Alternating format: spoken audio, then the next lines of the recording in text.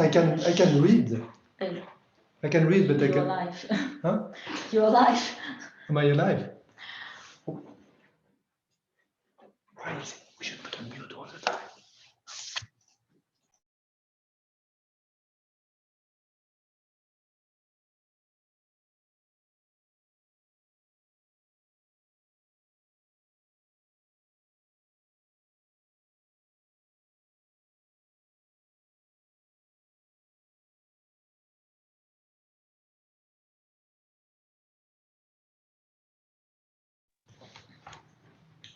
Good morning, good afternoon, good evening, everyone. I hope you hear me. Can one of the panelists confirm that you hear me? I can hear you very well. Good morning, Mr. Welton. How are you doing? Doing fine, thank you. How are you doing? Busy, but I think it's time to start. So I'm gonna just explain a little bit the technical aspects about the Congress to our National Federation.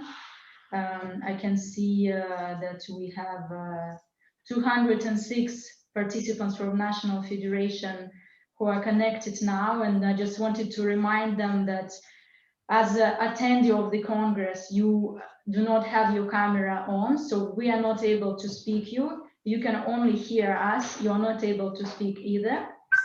And because this is the webinar format, you can only see the speakers, myself, you can see AIBA Election Committee, you can see AIBA Interim President, Dr. Musa San, and it's absolutely normal. At the time when we have a room for questions, you may raise your hands, and of course we will give you a floor. You will be promoted to a panelist, to a speaker, and then we will enable your camera and microphone. So I saw many questions about camera and microphone. Don't worry if you don't have your camera now. The most important is that you can hear us. It is very important before we start that we remind to all voting delegates, as you can see on the presentation, that you need to log into your to the Lumi system with your credential now. And if you have any issues, you need to send an email that you see on the screen. So Lumi office can quickly follow up and make sure that you are present for the voting. Yeah. So as just said, Congress is hosted on Zoom webinar software. This means view and listen only format for participants, as National Federation delegates can see and hear the speakers, but they are not visible to the speakers and other delegates who are unmuted, no camera and microphone. The view of the webinar is controlled by host, by AIBA.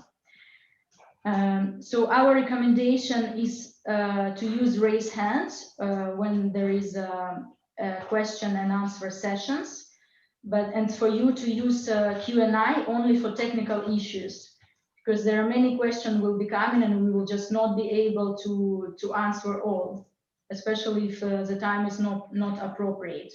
So we encourage everybody to use Q&A for technical issues only, like Lumi or Zoom, and raise hands when you want to speak and express your opinion on any topic of the agenda.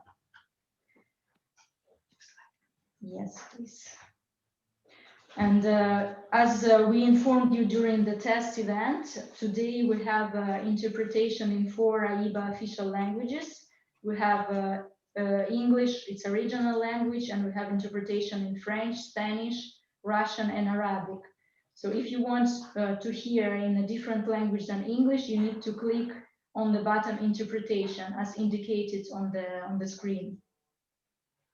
So this is the tips from my side about the technical running of the Congress, and I think maybe we can give a floor to Lumi to give some tips from their side on the technical point of view, and then we can open of the meeting. Thank you very much, Anastasia, and hello to everybody online, and obviously we look forward to supporting this meeting for the next 2 days. Firstly, to introduce myself, my name is Peter Fowler. I'm the Managing Director of Lumi UK here, and I'm joined by my colleague Carl Sleep as well from Lumi, and also the public notary, your public notary for obviously today and the election today, Mr. Edward Gardner. And I don't know if you want to say a few words, Edward, at all at the moment. Yes, hello. Just so I can explain to everyone my role today. So I'm a notary from the firm Cheese Rights in the City of London, and I've been appointed by the AIBA to oversee the voting process and procedure, and afterwards to produce a report. And just to say that I'm completely independent from Lumi, and my role is to act as an impartial observer and to ensure the correctness of the voting, and also importantly to ensure that the voting is kept completely secret and all voting will be totally anonymized. Okay, thank you. So I'm just going to share a screen now with you. The presentation's being shared with you, and this is an introduction to Lumi as well. I've introduced myself and my colleague, but Lumi as an organization is one which is a global organization supporting electronic voting systems around the world. And most importantly, supporting the likes of your world, your sporting world, the international sporting organizations. We have supported probably around 50 this year due to obviously COVID restrictions around the virtual voting element.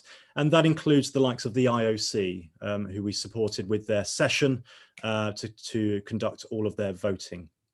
Now, as I say, during the voting, we are joined by Mr. Gardner here, who will be supporting and observing everything that is happening. We are also joined remotely via a shared screen with the selected scrutineers, who will also be watching the entire voting process, but they will be watching a summary of the voting process. Once again, all voting is anonymous.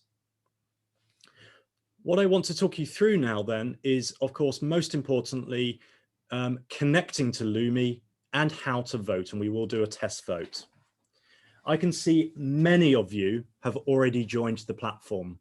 Thanks to Anastasia's slide, as you were joining this Zoom meeting, it highlighted that you need to connect to the Lumi voting portal platform, as well as this Zoom call. To do that, you would have been emailed credentials from Lumi to you, which highlighted how to join the Lumi platform, but most importantly, your unique credentials that are for you and for you only. We emailed only the voting delegates and only the registered email addresses that were provided to us.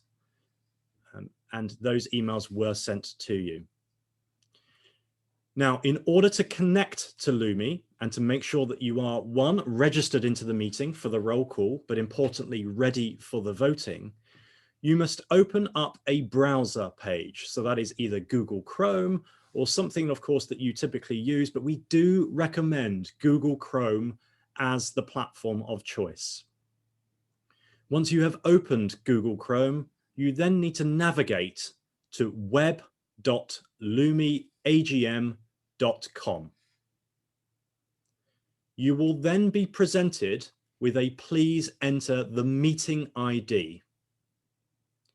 The meeting ID, which will be the same for obviously tomorrow as well, but the meeting ID is 163167225. Once you then click join, you will then see a username and password screen. This is, of course, where you will now enter your unique credentials that have been sent to you. If for whatever reason you do not have your credentials, then please email Lumi at aba@lumiglobal.com. That email address was shared earlier, but please email us. Now, I will say is that we will only send and resend credentials to the registered email address that we have. If that needs to be changed, then please contact ABA directly. Now, once you have logged into Lumi, you will get to see a logo screen, just a logo at the top of the page, and there's some text will say that all voting will take place here.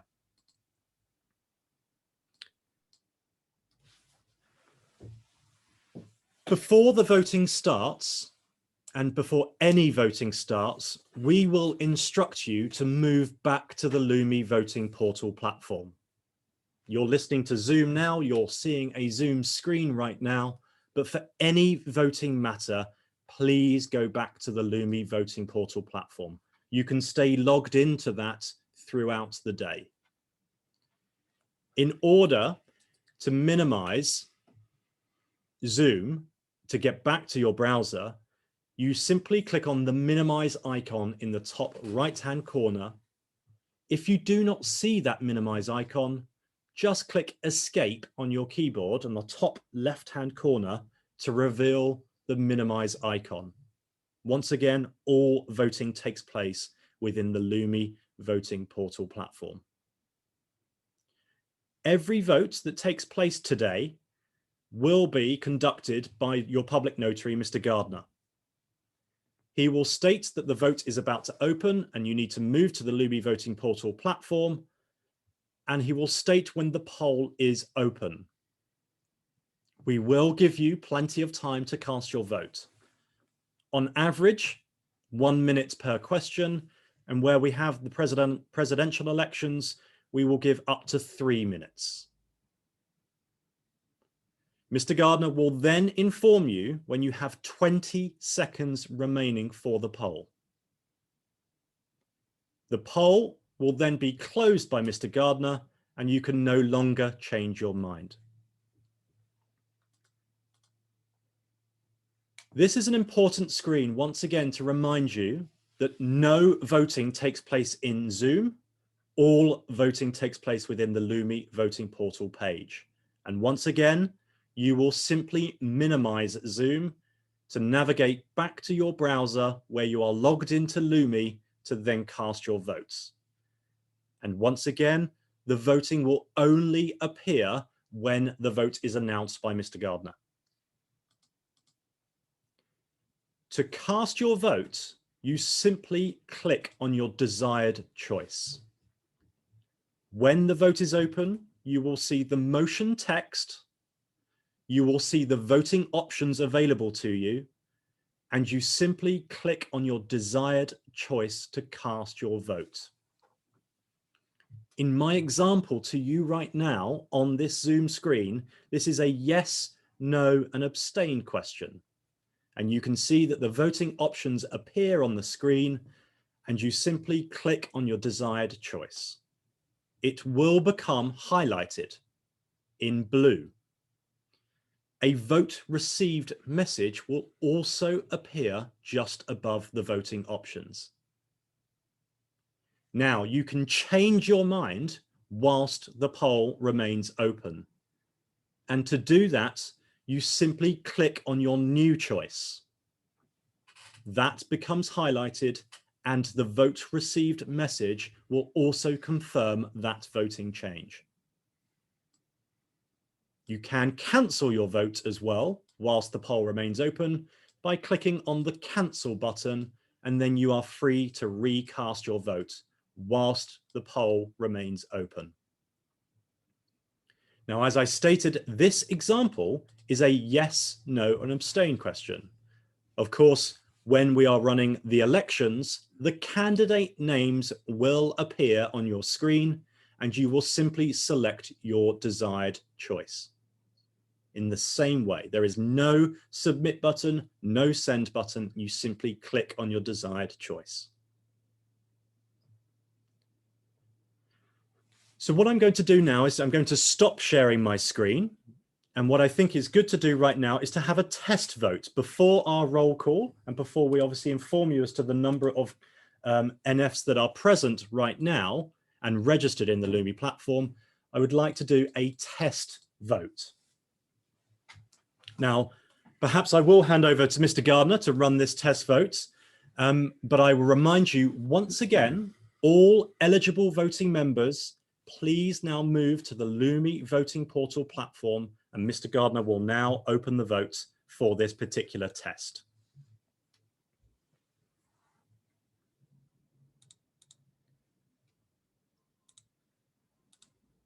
Okay. The motion to vote on is as follows.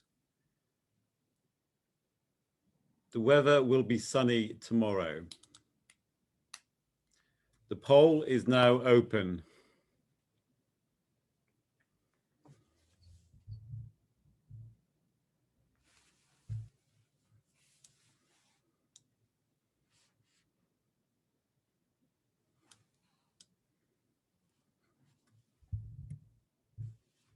So once again, as this is a test, I can now just obviously provide a gentle reminder that everybody must now move to the Lumi voting portal platform where you logged into with your username and password. You will now see the vote appearing on your screen. And so can you please now cast your votes for this test? So the voting is open.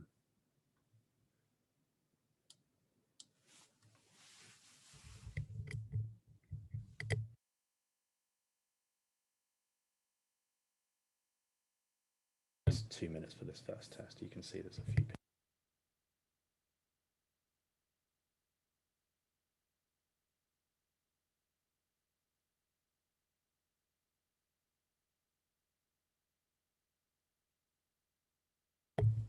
So we can see lots of votes coming in, please. So that's great to see, but I'm just going to, as this is our very first test, and this is the very first time for some people who did not join the test session that we held the other day, I'm going to leave the poll open for a little while longer. So please do cast your votes now.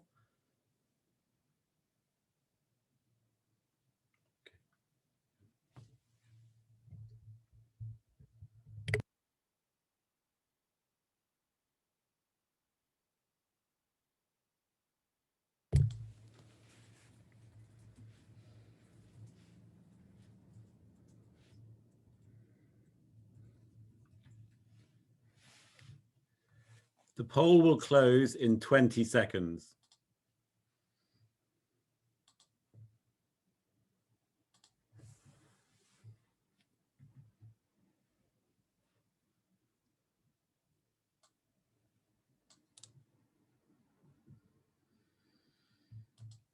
The poll is now closed.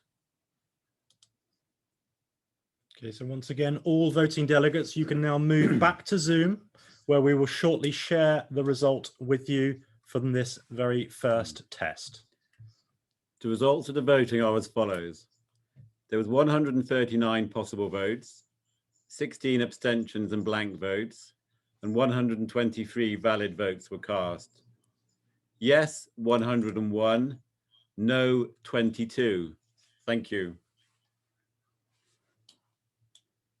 So I think that test was very, very successful. So thank you very much for conducting that test. Perhaps I will now hand back to the team to move on with the next part. But please do, if you have any concerns or troubles, please do email aba@lumiglobal.com. We will endeavour to, of course, assist and help you. And I'll now hand back to the team.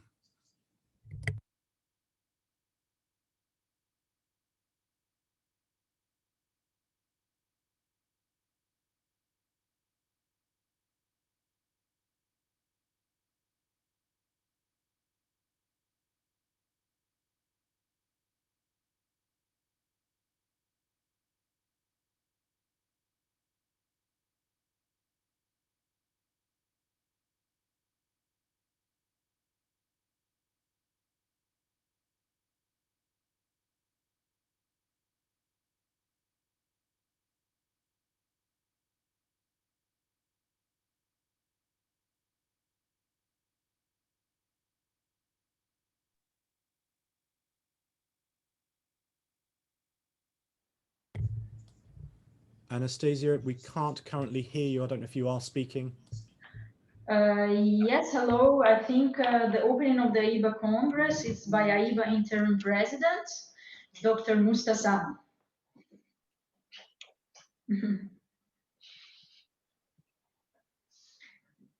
Good morning, everybody. Good evening. Dear AIBA family, dear friends, I'm very glad that despite the pandemics, we have been able to come together for the most important biannual meeting of our organization. The AIBA Virtual Congress is to present the values of our sport. The only difference is that this time physically we are far away from each other. However, spiritually we are together for the benefit of our beloved sport. We have faced tough times in boxing, but all AIBA family worked hard to save our organization and keep it strong enough to manage our sport. The AIBA presidential elections are a significant milestone in the reorganization of our federation.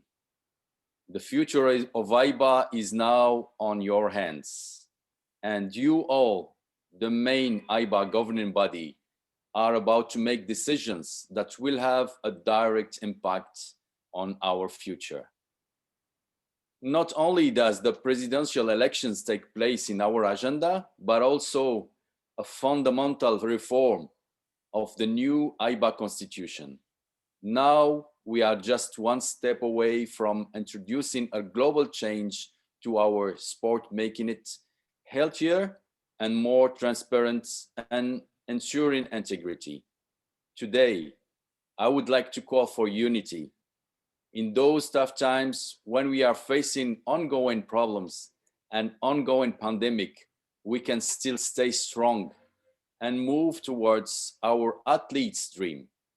We should keep working for them day and night, making sure they have the best international federation, providing the best opportunities to show their talent and enjoy the sport. Let's create a new reality through balanced decisions. I would like to wish all of us a successful and fruitful Congress. Thank you very much. I think I have to give the floor to Anastasia, and she can follow up with the agenda of our first day Congress. Thank you.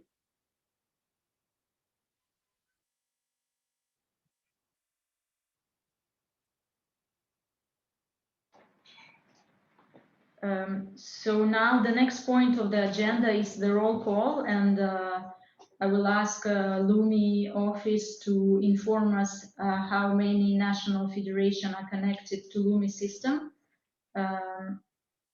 If they can do that, so like this we can define if we have a quorum or not. Thank you very much, Anastasia, and we can certainly do that for you right now. So if we're going to share our screen with you, and as you can see, we have 140 national federations that are currently logged into Lumi. We are about to present to you as well the NFs that are not currently logged into Lumi. So we're just going to show that screen to you right now. So if you are present in Zoom and you are the voting member for one of these nations, please obviously log into Lumi using your username and your password, or communicate with us if you do not have your username or password. Again, once again, to communicate to us, please email aiba@lumiglobal.com. But I can confirm that that is the current number, which of course could increase, Anastasia, and we will inform you as to if that does happen.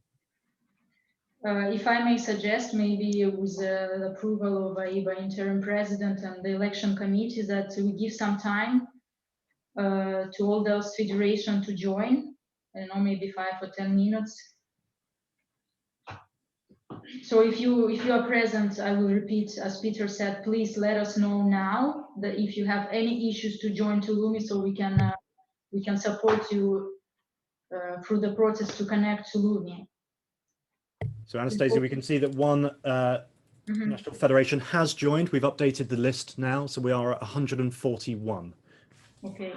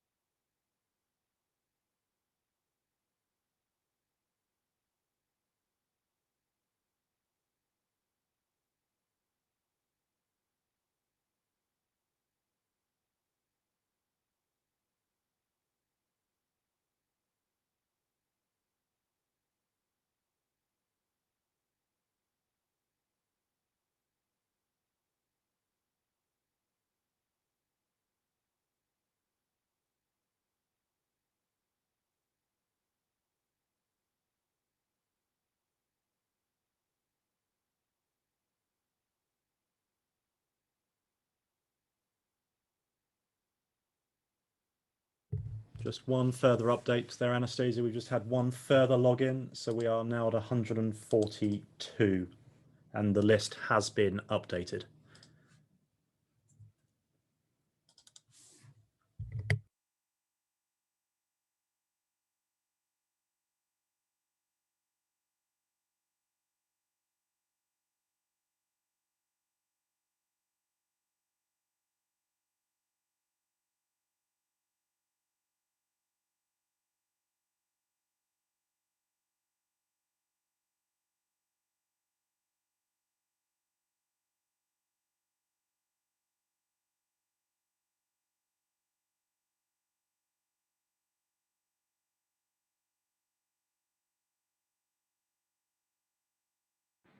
Hello, can you hear me? It's you. Mr. Welton? Yes, I Yeah, can hear you. I'm not a decision maker here, so it's just a proposal. We have to next point is approval of the meeting minutes and approval of new membership fees. Since we already have a good quorum, we may go forward with these topics, and then before the election we can ask Lumi again to let us know who are present and who are still not present, and we may try to assist as many federations as possible to connect. What do you think? That's perfect for me, yes. Let's proceed like this. Okay, so we go to the next point of the agenda. Dr. Mustasan? Yes. Hello. Yes, I think the next point is the approval of the previous Congress meeting, which we held in Moscow, 2018. Anastasia, you have sent the minutes of the previous Congress to all national federations, and we would like to ask national federations to approve those minutes. So I think we need to ask Lumi to proceed for the voting of the approval of the previous minutes of the last Congress. Okay. Thank you, Interim President. And the motion to vote on is now as follows. Do you approve the minutes of the Ordinary Congress held in Moscow in November 2018? The poll is now open.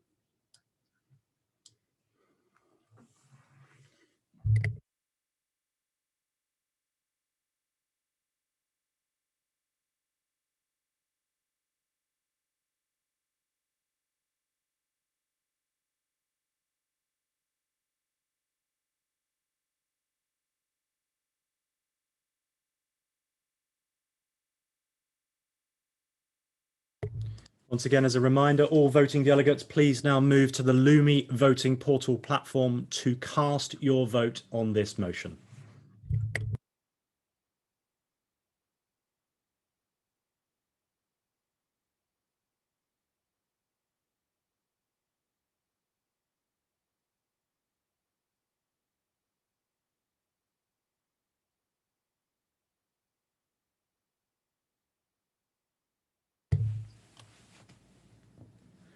The poll will close in 20 seconds.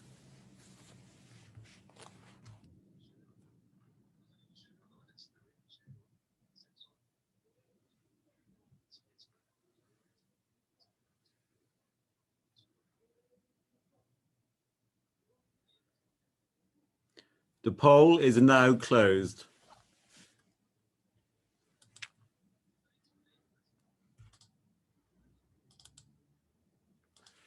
The result of the voting is as follows. There was 144 possible votes. There were 28 abstentions and blank votes, and 116 valid votes were cast. Yes, 114.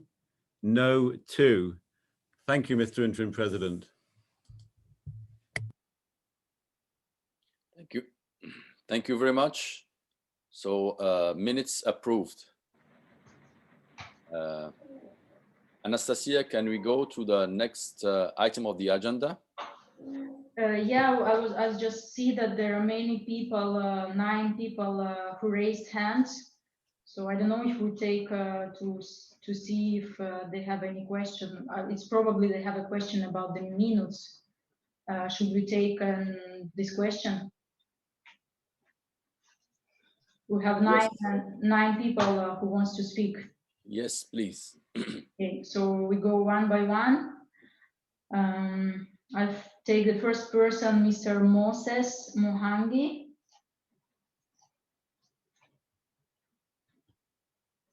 Mr. Moses, you have the floor.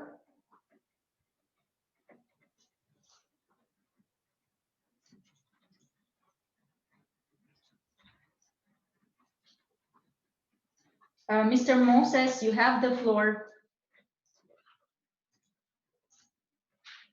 Hello, can you hear us? You have the floor, you can speak now. Yeah, can you hear me now? Yes, we can hear you.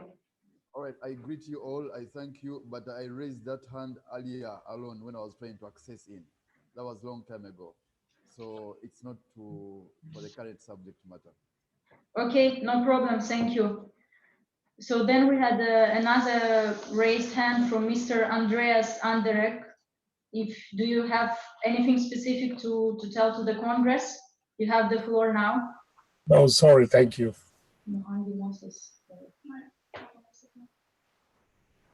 Yeah, you have the floor. We can hear you now.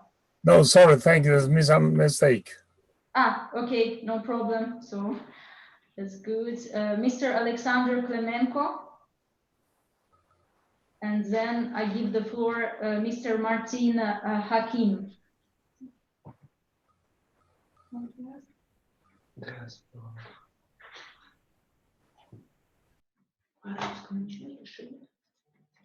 Mr. Alexander Klemenko, you have the floor. Do you have any specific to add about the Congress agenda? Hello? Mr. Klemenko? Hello, we have some issues with our microphone. We can hear you now. We don't have any inconvenience with Congress, so we can. Everything is fine with us. Okay.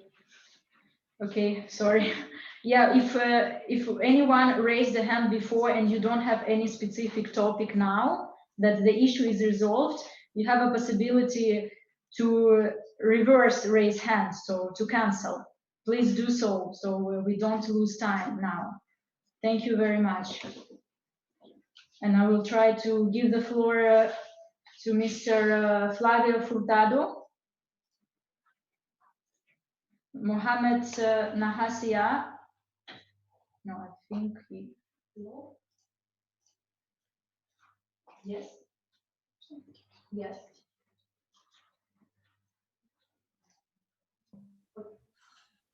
Buenas, ¿puedo hablar en el español? Yes, you can speak in Spanish. We have in Spanish. Sí. Yo también había levantado la mano anteriormente. No era ahora. Está todo bien. Okay, thank you. Welcome.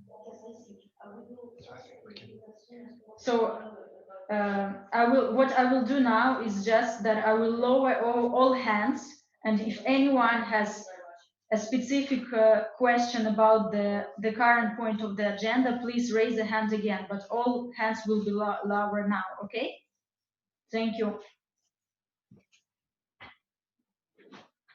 And we can continue, Mr. Interim President, with the next topic of the agenda, which is approval of new membership and other membership issues.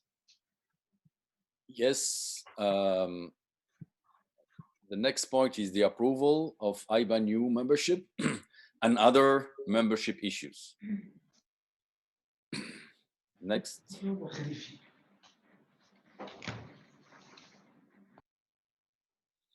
The new membership requests, the IBA Executive Committee have recognized the following national federations for provisional IBA membership: Gibraltar and Andorra.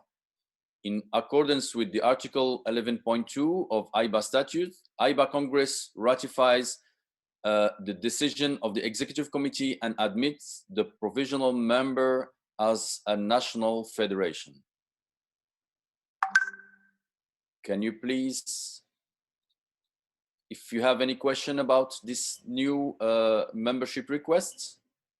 If not, we go straight to the vote for acceptance of this new membership.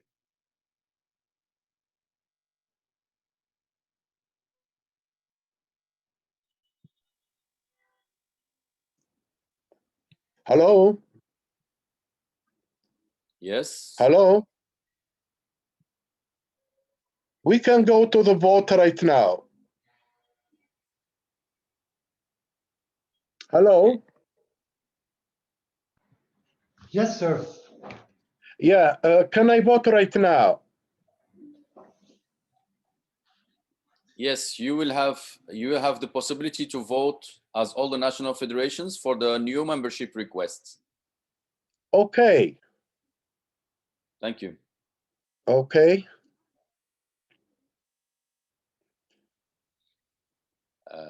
Mr. Peter or Anastasia, can you please ask Lumi to start the voting process?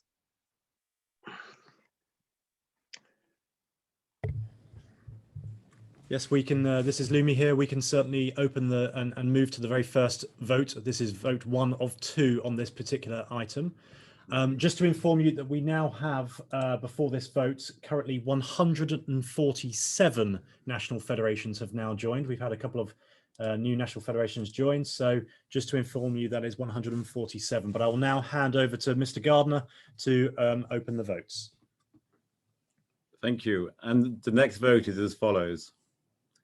Do you agree to ratify the admission of the National Boxing Federation of Gibraltar as a full member of AIBA? The poll is now open.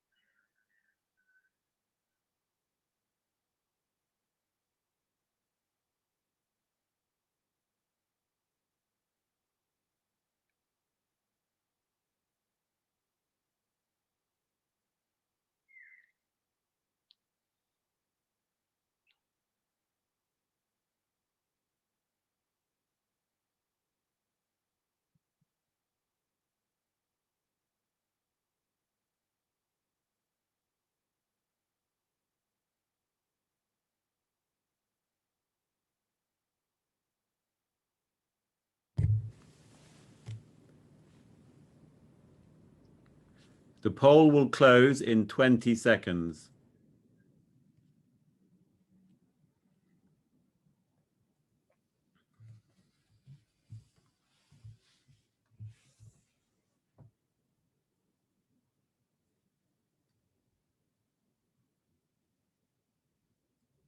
The poll is now closed.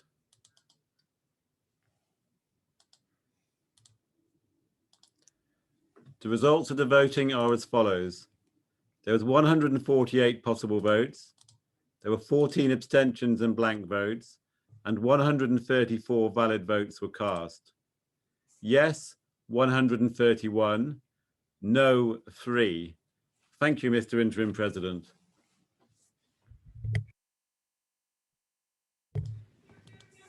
Thank you very much, Peter. Now we can welcome Gibraltar as a full member of AIBA family. Welcome, Gibraltar. Now I think we need to proceed for the next vote, which is the new membership request for Andorra. Thank you.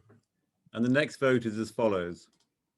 Do you agree to ratify the admission of the National Boxing Federation of Andorra as a full member of AIBA? The poll is now open.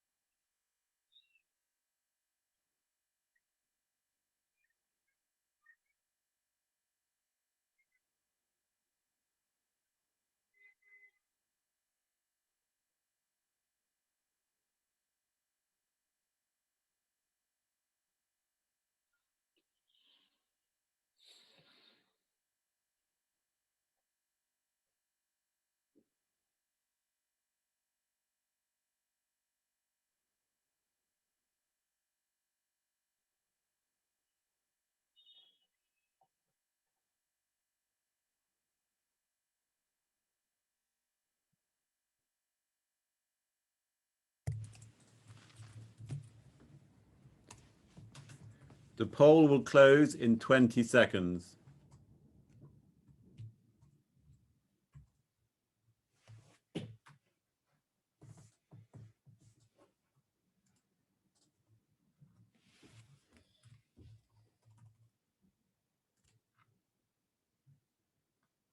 The poll is now closed.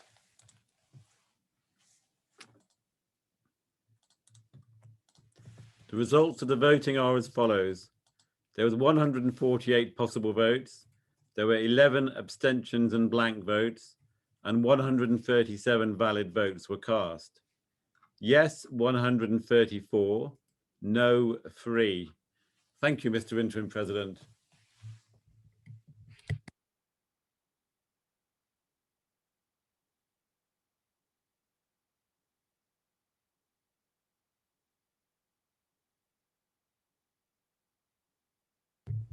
I think you're just muted, sir, at the moment. I officially welcome Andorra as a full member of IBA family. Welcome Gibraltar, welcome Andorra inside the IBA boxing family. Please, Anastasia, can we go for the next item?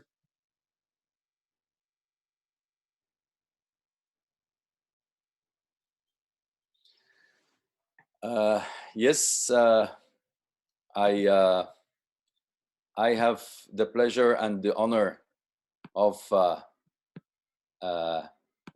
appointing and working with our new Ethics and Disciplinary Commission. And I would be really pleased to make a presentation of these two commissions. That we can see that those commissions were appointed very lately, and they performed very well, especially in this Congress and those elections. I would like to ask the chairman of the two commissions, Mr.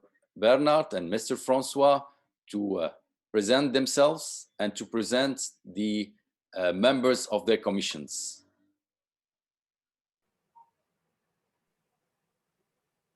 Thank you, Mr. President. My name is Bernard Welten. I'm the new chair of the Ethics Commission. And as you can see, I'm based in Switzerland. I'm working as an attorney at law here. And since roughly 20 years, I'm an arbitrator at the Court of Arbitration for Sport.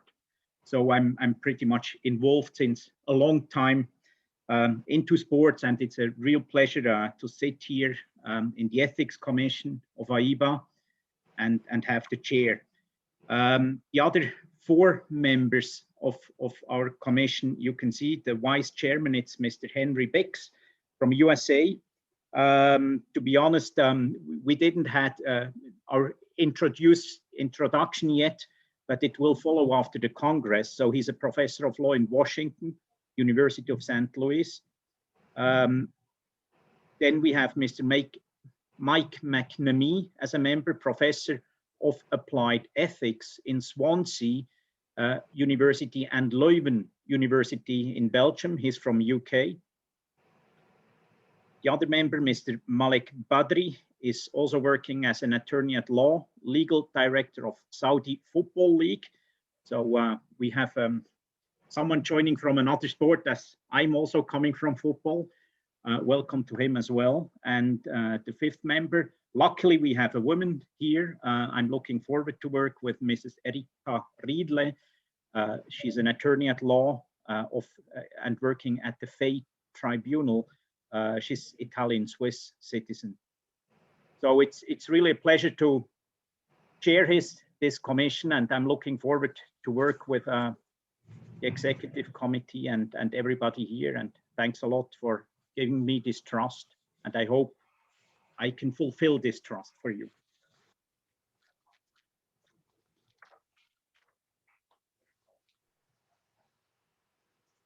Thank you, Mr. President. Can everyone hear me? My name is Francois Strydom. I'm from South Africa, and I am the current chair of the IBA Disciplinary Committee. You see on the slide the other members. Just to, first of all, express our gratitude for the confidence put in us by the interim president and the executive board. We've already worked quite hard.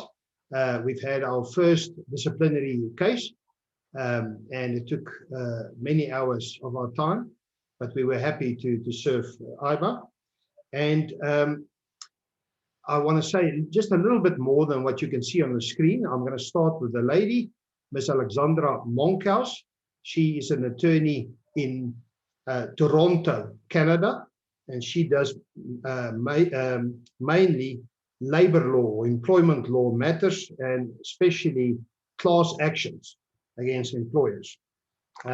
Then, second from the top, we have Mr. Hassan Ali bin Ali, and he is a Qatari businessman and philanthropist, and he's also a leading member of bodies dedicated to sports and disability. And then it's always nice to have a boxing judge in one's corner. I want to say a little bit more about our celebrity judge, Mr. Glenn Feldman, who is a very hard-working ringside boxing judge, and he has over 1,000 boxing matches that he has judged. And some of the notable ones, just to mention a few names, is the boxing match between Floyd Mayweather and Manny Pacquiao in May 2015. He was also a judge in the Andy Rios and Anthony Joshua rematch in Saudi Arabia in December last year. And he was also a judge in the Deontay Wilder and Tyson Fury boxing matches.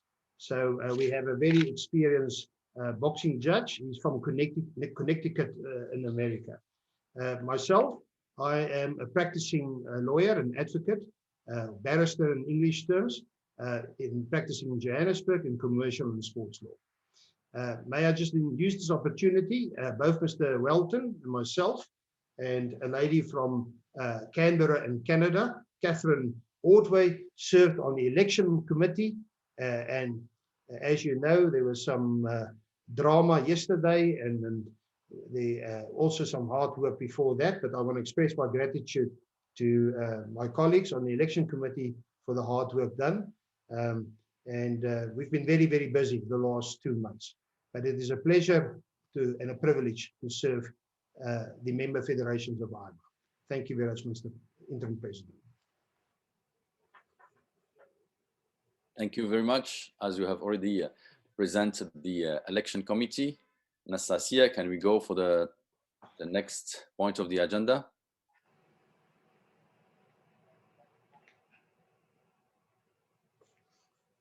Yes.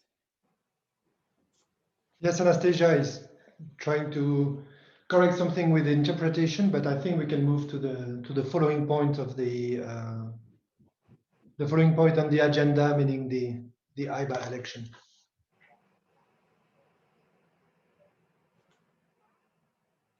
Yes, Maître Moni, thank you very much. Can you, I will wait a little bit with Anastasia so she can manage this part of this agenda, as it's about IBA elections.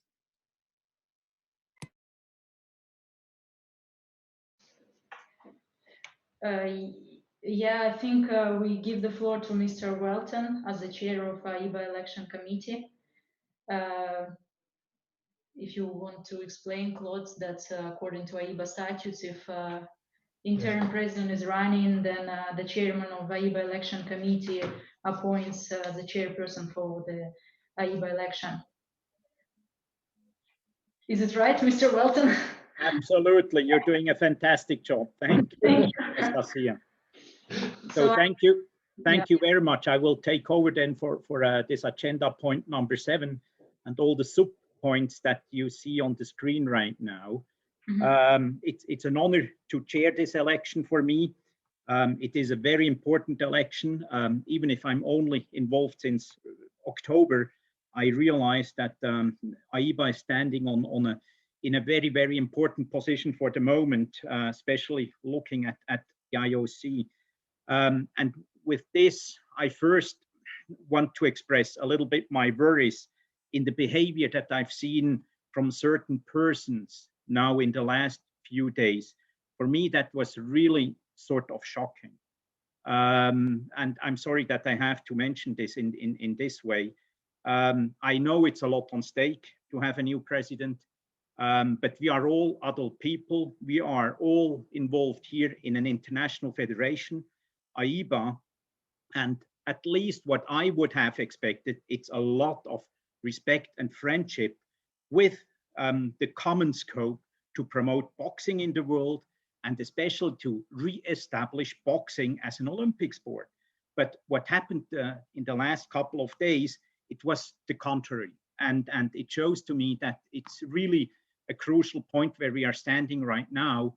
And I hope then once the new president is elected, that all national federations and representatives will give their full effort to really save boxing the position as an Olympic sport. You all know how crucial this is to stay in the Olympic program, to stay in the TV cameras, in the medias, which brings also a lot of money to promote then the young boxers and everything. I don't have to go further on there, but that was for me really an important point to see, where I was really shocked. And as Francois Stridham, many thanks, already said, he already presented, I'm at sub-point B now, the election committee, which is composed of I start with the lady Catherine Ordway from Canberra, Australia, as a professor of law, as the third person, neutral person involved here. Plus, it's the president, the chair of the disciplinary commission, which is Francois Stridham from South Africa, and myself as the chair of the ethics commission. So the three of us had quite a lot of work to do in the last 2 months, and I thank all the other two members for their efforts, and especially also to AIBA, Anastasia, and Claude Ramoni for the support that we needed to have and we became. Thank you very much for this. For the election committee's progress report and announcement of all candidates, I can make it quite short. You have seen all 7 candidates were declared eligible. It was published on the homepage of AIBA. In the last few days now, we have 2 withdrawals.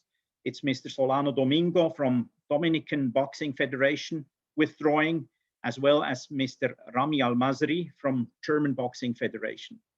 So we have 5 candidates left. We see them on the screen here.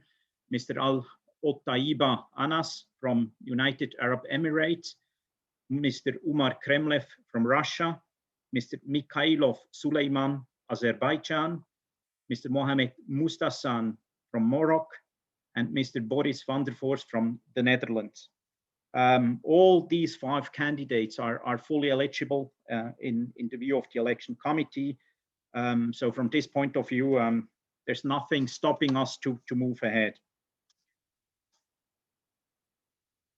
Looking at point D, appointment of scrutineers, as we are not in a regular situation and we do have this video conference or Zoom conference, we had to appoint these persons in advance.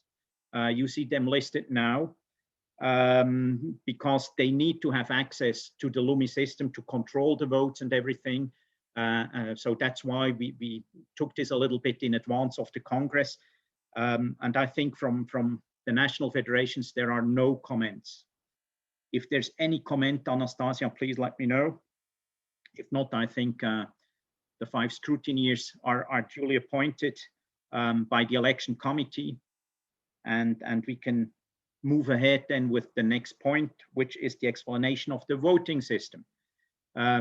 This will be done by Claude Ramoni, attorney at law in Lausanne. And I give you the floor, please, Claude.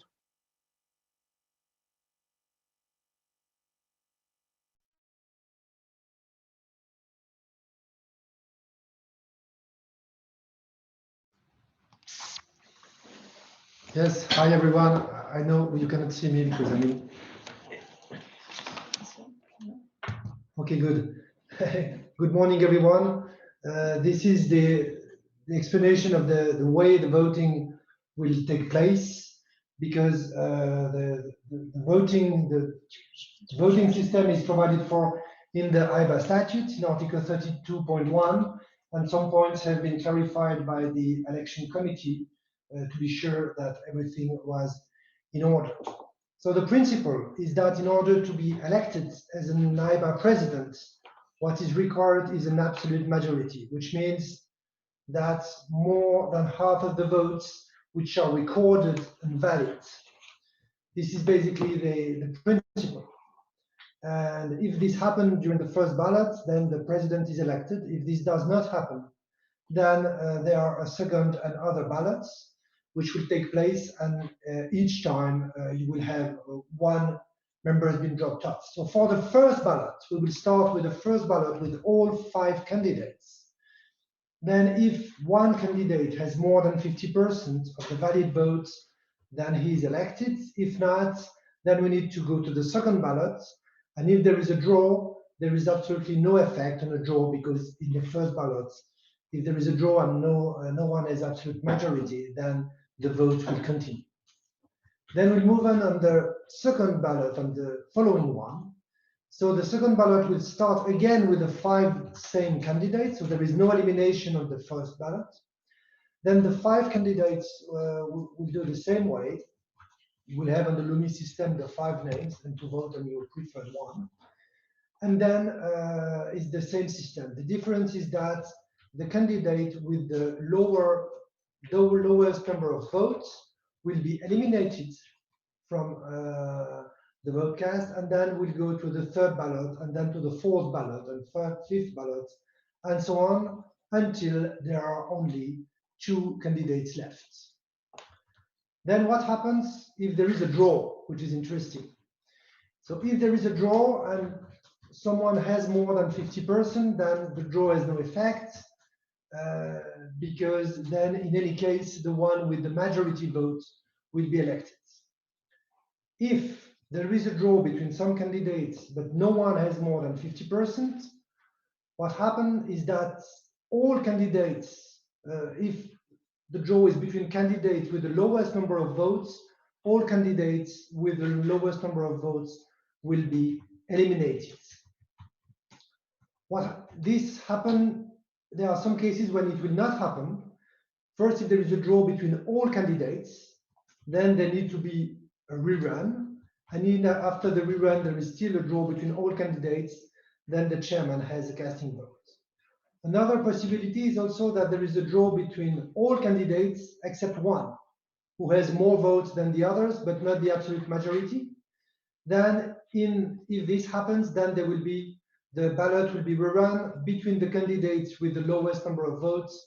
And if there is again a draw after this rerun, then the chairman shall have the casting vote to eliminate one candidate. And the last ballots, that if there is, when there are only 2 candidates left, then it is single majority, meaning the one with the highest number of votes will be elected. And if there is a draw, the vote will be rerun. And after the rerun, if there is still an equal number of votes between both candidates, the chairman shall have the casting votes.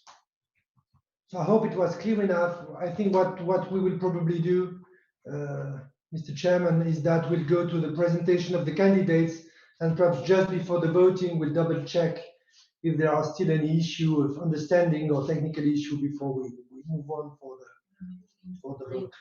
5 minutes. Yeah, we'll do perhaps 5 minutes break after the presidential election, the presentation of the candidates, to be sure that we can solve any pending issue with the Lumi voting system or any question. Thank you, Mr. Chairman. That's perfect. Many thanks, Claude. Are there already now any questions how this is working? If not, we will continue now with the speeches of the presidency candidates. And we will move ahead here also in the alphabetical order, like you saw them listed. And I give the floor to Mr. Anas Alatoiba for his presentation. I kindly request all the candidates to be as concise as possible, because we still have 5 candidates to hear. So if everyone is taking a maximum of 10 minutes, we still have 50 minutes to go. So I thank you very much for respecting the time limit. Mr. Alatoiba, you have the floor. Thank you.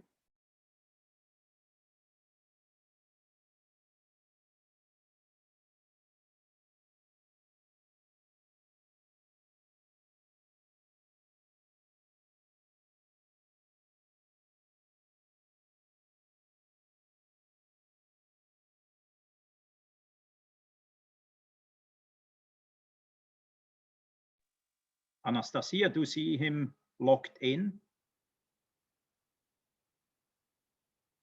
We can't hear anything.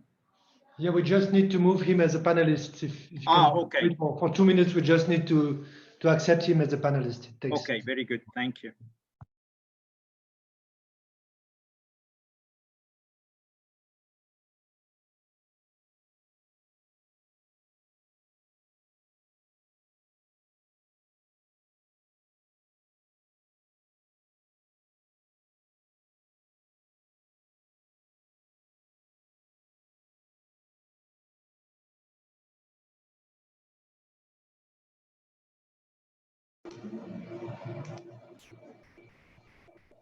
Okay, go ahead. Hello? We can hear you, please. Yes, thank you very much, Mr. President. Dear Presidents, Secretary Generals, and voting delegates, distinguished guests, I hope that all of you are in good health and prosperity. And I pray to the Almighty God to save all of us and our families from this pandemic, which forced many organizations to reevaluate their preparedness and adaptability to this ever-changing world. Today, we are meeting virtually as a result of that, and we can see how new ideas and reforms can lead to better results. In this short period of time, and believing that achievements always sound louder than promises, I would like to highlight some of what I have accomplished since I was elected as ASBC President in 2018. First, we defined our strategy for the next 4 years and restructured the organization to be able to achieve the goals of our strategy and to better serve the member federations. Then we organized our first General Assembly, which elected the new Executive Committee.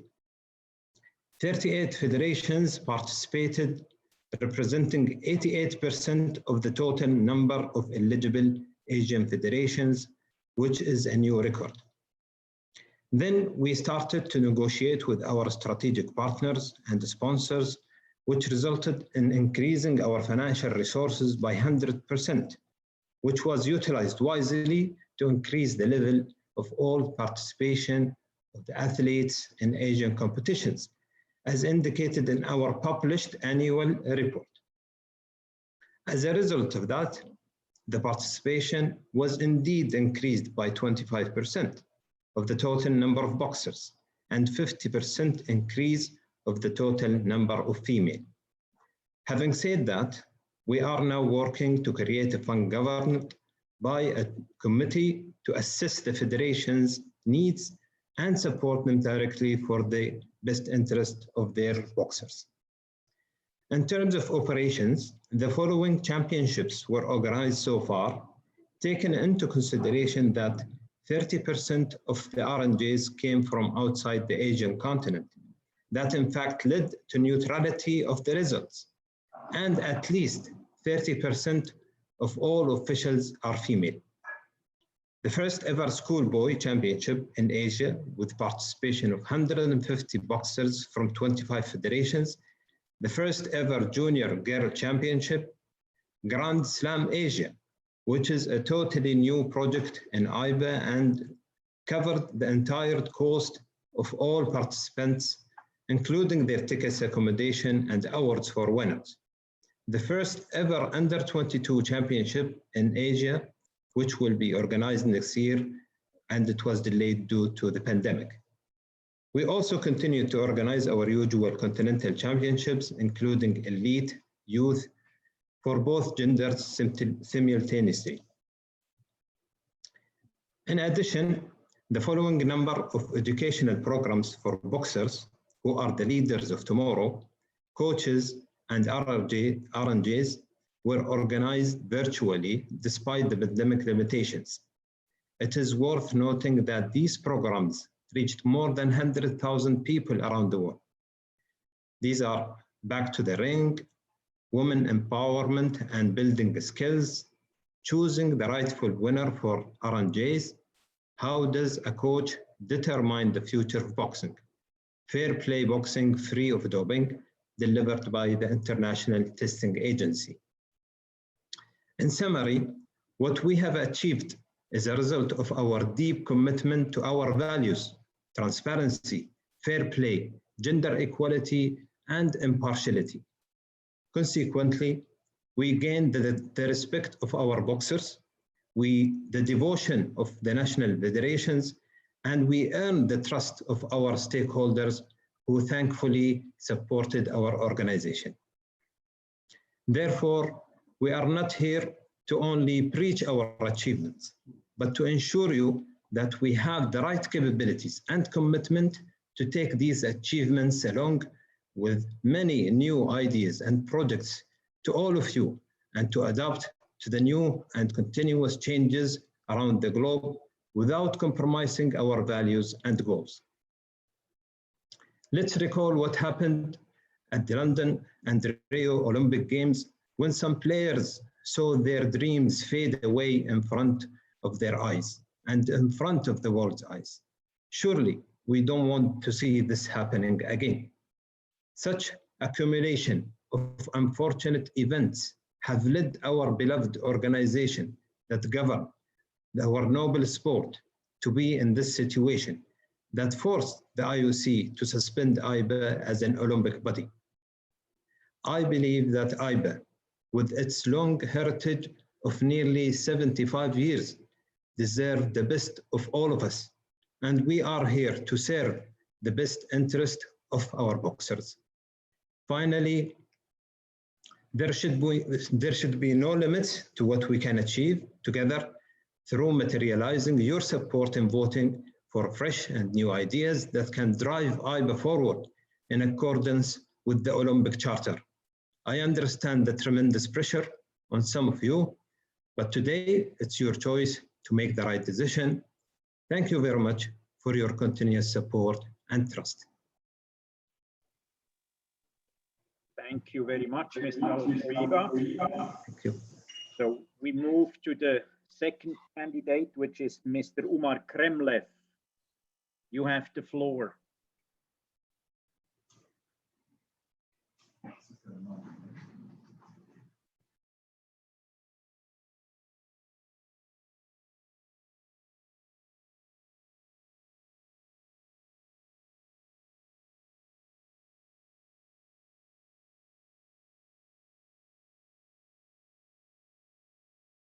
Да.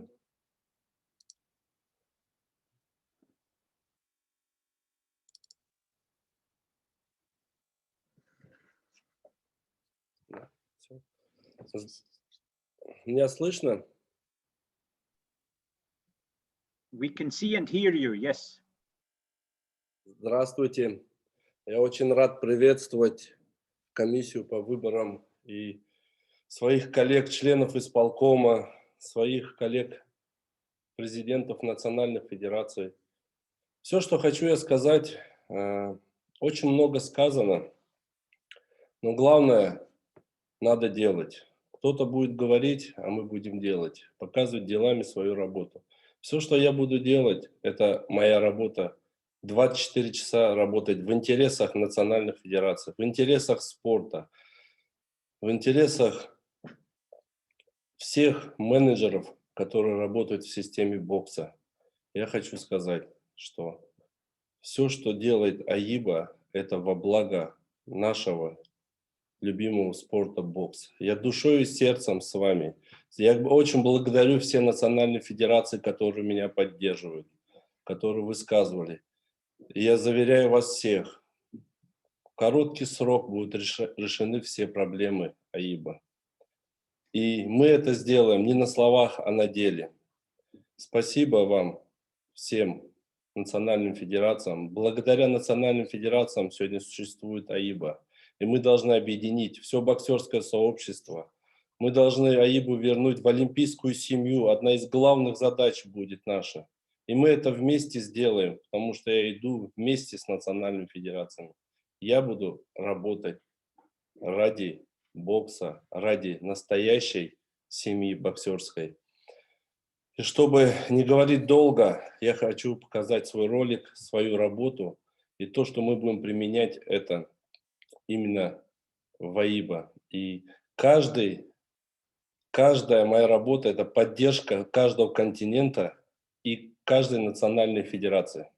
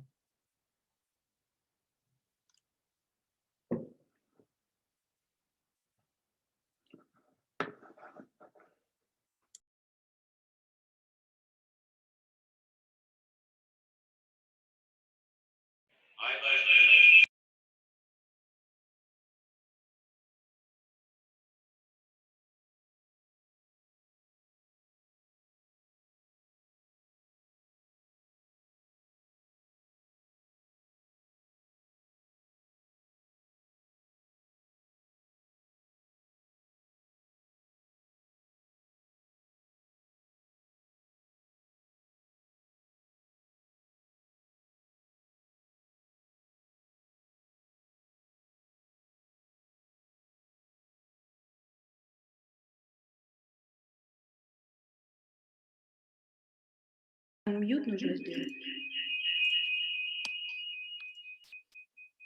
AIBA faces multiple challenges today. Boxing is a sport loved across the world. Yet we have been stripped of our right to organize boxing for the Tokyo Olympics, the first time that has ever happened in our history. AIBA's relationship with the IOC is at an all-time low.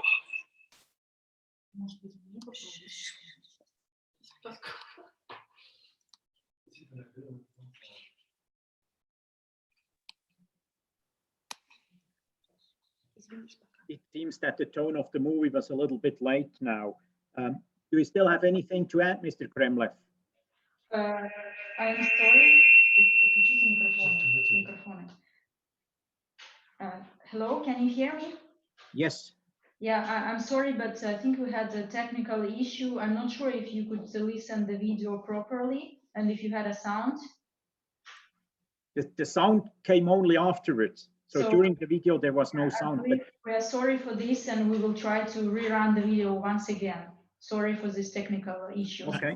Anastasia, can I just interrupt? And I'm very sorry to interrupt, but I've seen this and we've had experience of this. When you're sharing the video, Anastasia, there is a button at the bottom that says allow sound before you share. Computer audio. So it's within Zoom when you share. So there's two buttons. There's one that says optimize video for Zoom, and there's one that says share the sound. You must tick both. Yeah, just a moment. It's just it wasn't shared by me, so I was wondering maybe that was the reason, and I will try to put it now on the screen. So first, you think I need to press to turn it on? Before you share the screen, before you share your Zoom screen, there are two buttons at the bottom. Okay, one moment, please. So stop sharing. Yes. And now when you click share screen, you'll see at the bottom of the window that appears, it says share computer sound, and it says optimize screen sharing for video clip. Two tick boxes. Those both must be ticked. Yes, share computer sound, optimize screen sharing, yes. And then share. Okay, wonderful. Thank you very much for your help. Pleasure. Not at all. So let me.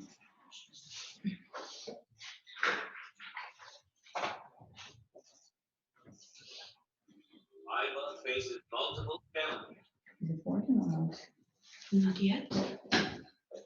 Perhaps it is, yes.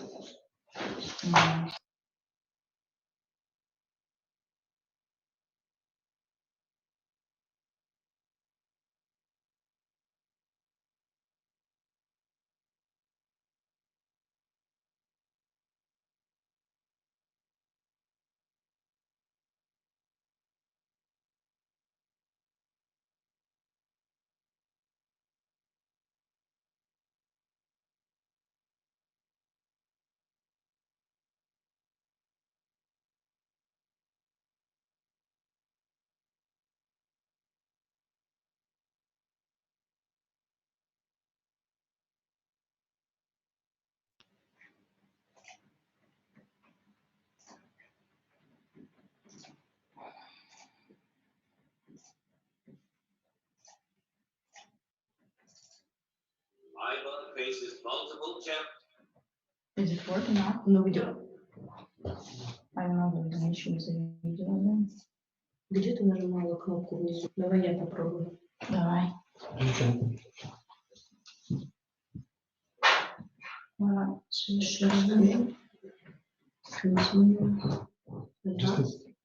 Вот здесь. Здесь.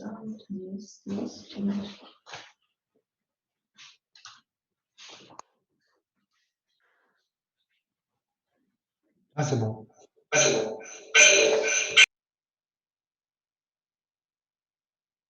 IBA faces multiple challenges today. Boxing is a sport loved across the world. Yet, we have been stripped of our right to organize boxing for the Tokyo Olympics, the first time that has ever happened in our history. IBA's relationship with the IOC is at an all-time low, and we have accumulated millions of dollars of debt under previous presidents. But a new day dawns for IBA, the launch of a clear manifesto by a visionary leader showing the way forward. Umar Kremlev, first Vice President of the European Boxing Confederation and IBA Executive Committee member, presents his manifesto to the international media. He outlines plans to pay off the millions of dollars that IBA owes. Я сделаю так, чтобы АИБА больше никогда не была обременена долгами. Очень много компаний хотят получить телеправа наших турниров, потому что бокс – самый зрелищный вид спорта в мире. И вместе мы привлечем за 2 года 50 миллионов долларов. Все, что будет зарабатывать АИБА, будет для национальных федераций, для развития бокса. Umar Kremlev has shown the path to financial stability for IBA. The sponsorship he will generate will be used to pay off IBA's debt. $2 million a year will be spent on the development of national federations, improving their systems and training processes. Boxing academies will also be set up on each continent, training athletes, coaches, referees, and judges. Kremlev's can-do attitude has transformed the Russian Boxing Federation in less than 4 years, and he is widely expected to clean up the mess at IBA too. Серьезный кандидат в президенты АИБА должен понимать, как устроен бокс и как им управлять на международной арене. Я иду не управлять АИБой, я иду работать в интересах национальных федераций, в интересах спортсменов. Всю свою жизнь посвятил боксу. Я иду от сердца и от души. Umar Kremlev has made it his mission to develop boxing around the globe. Throughout his leadership of the Russian Boxing Federation, he participated actively in organizing various international boxing tournaments, including the Men's and Women's World Championships in 2019. Kremlev also launched the first Global Boxing Forum in February 2018 in Sochi, Russia. This enabled a fresh dialogue between representatives of the world boxing community from more than 130 countries, with athletes, Olympic champions, world champions, and promoters. Kremlev has a proven track record in boxing. Without the baggage of past administrations, he has been an IBA Executive Committee member since 2018. This is important for resetting our relationship with the IOC. As IBA president, Umar Kremlev will focus on transparency and governance. He will set up an efficient governance system based on integrity. IBA commissions will be strengthened to ensure transparency. He will introduce a clear anti-doping policy for IBA, and boxing forums will be convened every year to establish a two-way communication between the IBA leadership and our members. With this, Umar is confident that IBA can be reinstated in time for the Paris Olympics in 2024. Одна из главных задач – это возвращение АИБА в олимпийскую семью. И только мы с вами вместе можем быстро, в кратчайшие сроки провести все реформы и без всякого внешнего влияния решить все ее проблемы. Проведем большую антидопинговую работу, большую судейскую работу, менеджмент обучения. Мы сделаем самую эффективную, образовательную и административную поддержку. АИБА будет работать в интересах национальных федераций. И мы сделаем ее снова великой. IBA needs a strong candidate who can unite all our federations to work as one. Umar Kremlev is that candidate, bringing leadership and vision to the presidency, along with the dynamism and understanding that is essential to remake IBA. We are at a crucial junction in IBA's history. Our very existence as an Olympic body is at stake. Now is the time to vote for a tested and successful boxing administrator. Umar Kremlev. Make IBA great again.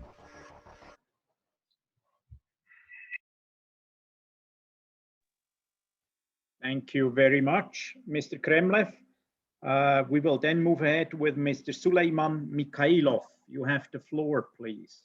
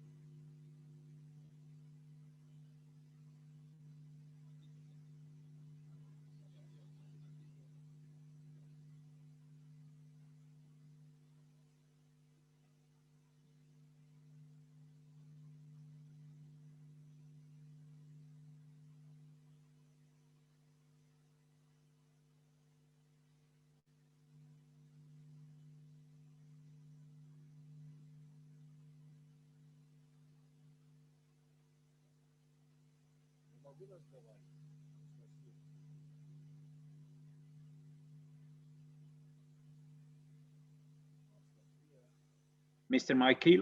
Mikhailov, sorry, we can see you at least,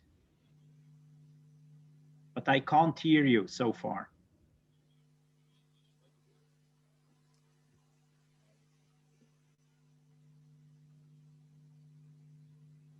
Я приветствую всем, дорогие коллеги и друзья.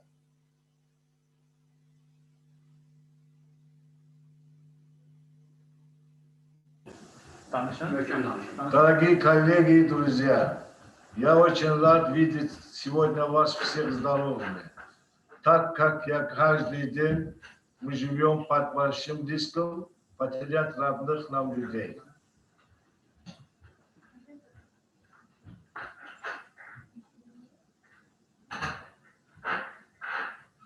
Ну так, с момента, как АИБА объявила о проведении выборов, я прислушивался к вашим мнениям об АИБА и боксе, прислушивался к вашим описаниям и страхам, услышал, как ваше доверие было передано, как вы были разочарованы в политике.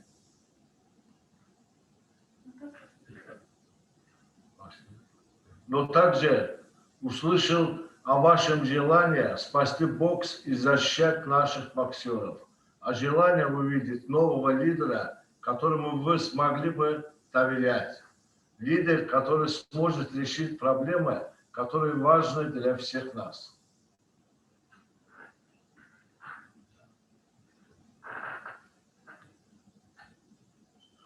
На протяжении последних нескольких месяцев мы слышали много разговоров о доверии. Все кандидаты наставили на том, чтобы верили их обещаниям. Все кандидаты наставили на том, чтобы верили их планам. Но только будучи откровенным, можно завоевать доверие избирателя.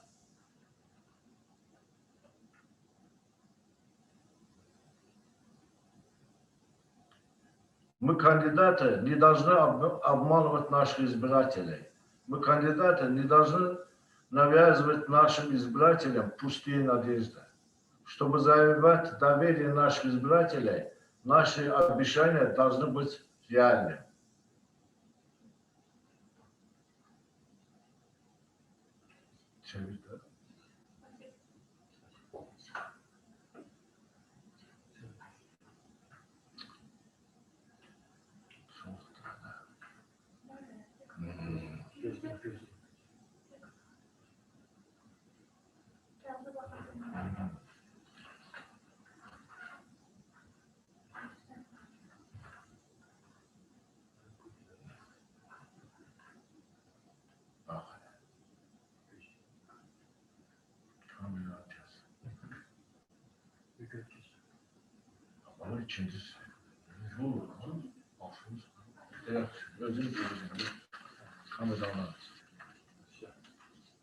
Did you finish, Mr. Mikhailov? Yok, var.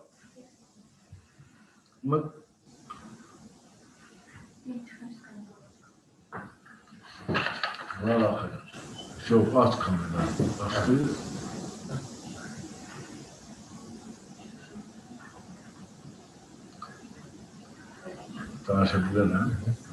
Я настоящий, и я не даю пустых обещаний.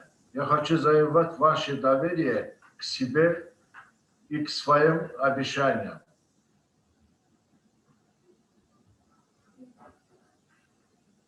Я показал вам, как погашу все долги за 3 месяца. Я показал вам, какие реформы я предприниму. Я показал вам, как разберусь с отстранением. Я показал вам, как я обеспечу АИБА необходимыми деньгами. Я показал вам, как буду заботиться о наших боксерах. Я также показал вам, как я изменю наши культуры в целости. Наконец, я показал вам свое истинное обещание объединить нас.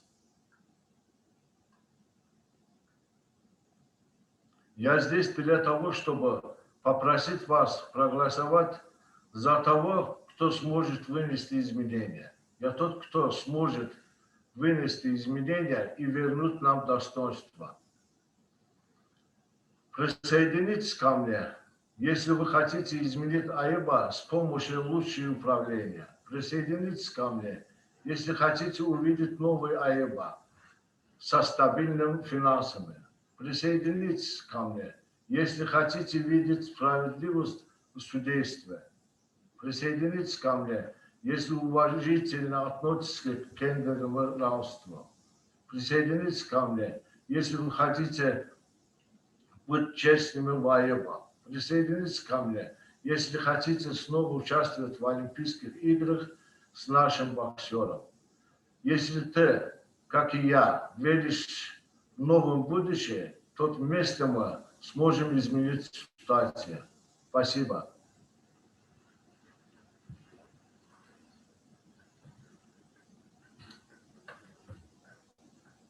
Thank you very much, Mr. Mikhailov.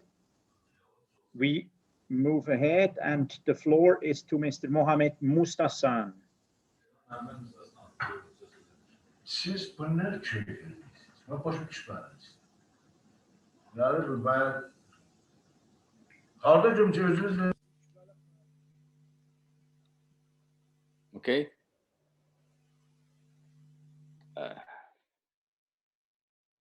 Dear AIBA family, dear friends, I'm really pleased to meet you even in a virtual within this tough times with this pandemic.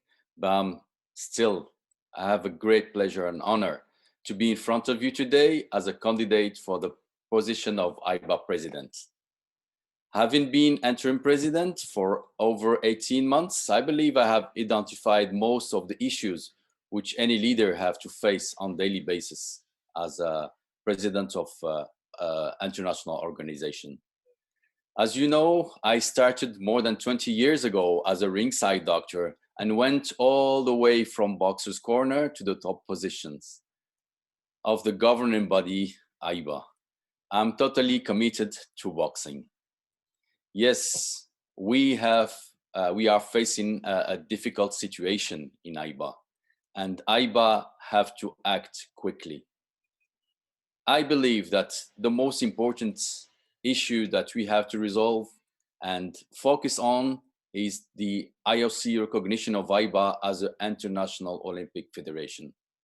For that, we need to correct a lot of issues.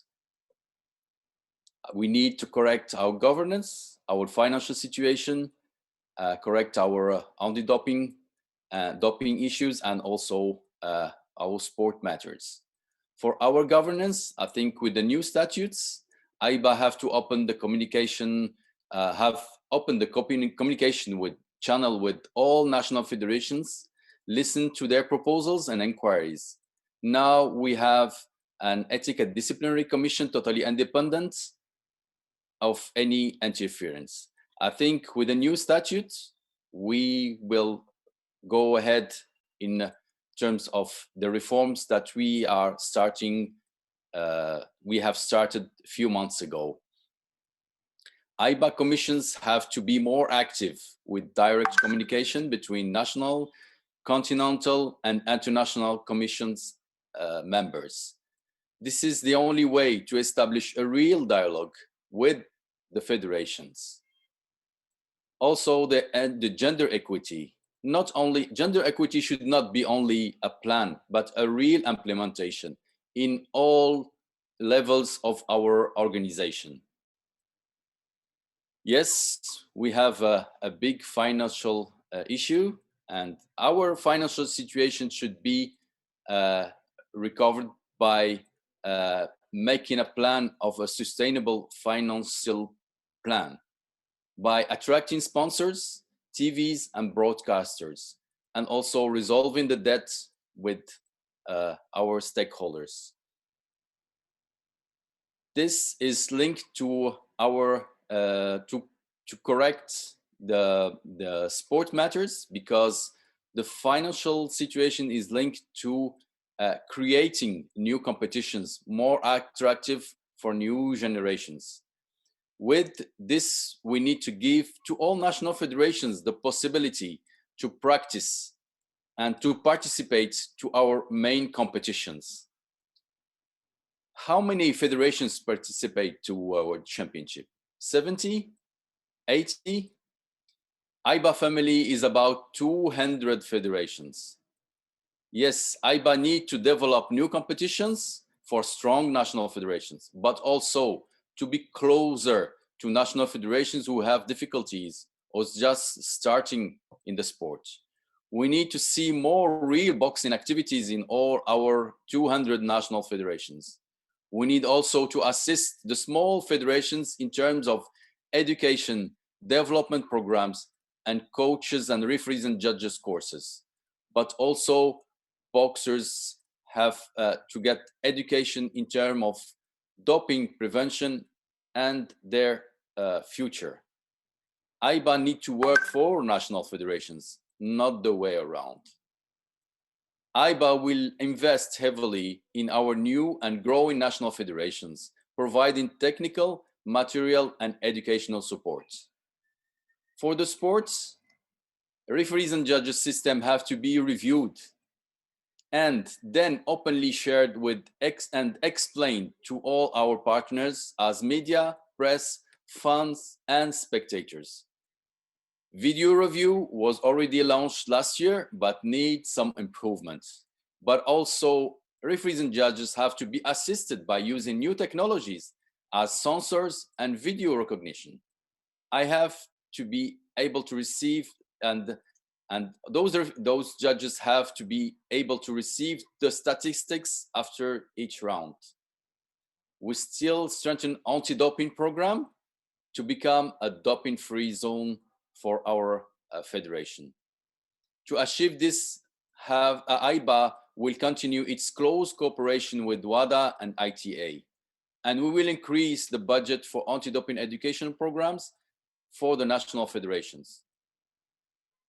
In conclusion, I believe that if we correct all this, we will gain back our Olympic recognition, and at the same time, we will have an international federation sustainable, and we all will be proud of being an AIBA member. Thank you very much. Thank you, Mr. Mustahsan. And I give the floor to the fifth candidate, Mr. Boris van der Vorst, please.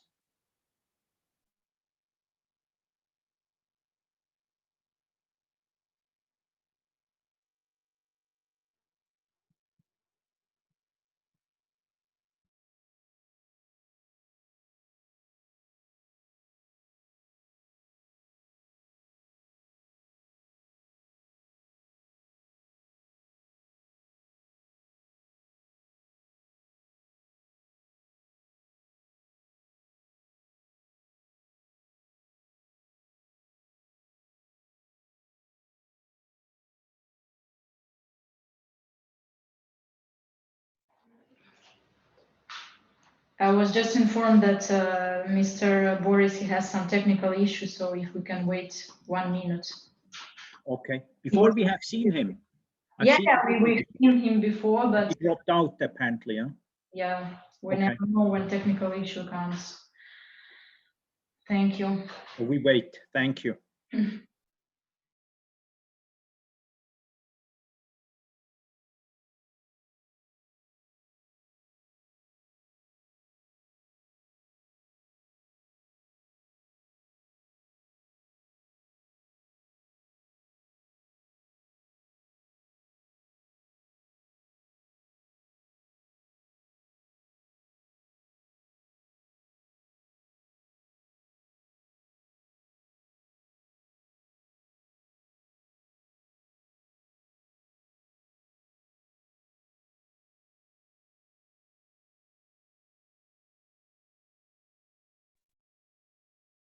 Hello, can you hear me? Yes, we can hear you. Very well. But it's just that maybe you can put the sound a bit higher. The sound a bit higher? Yeah, a little bit. Yeah, but we can hear you, but it's not so loud. That's great. That's great. Can I start? Yes, please. The floor is yours. Thank you. Thank you very much. Dear Interim President, dear AIBA EC members, dear fellow candidates for AIBA presidency, dear delegates of national federations from all corners of the world, dear boxing friends, here we are in my home country, in the Netherlands, 1,000 miles away from each of you. We are all looking into our screens and not directly into each other's eyes.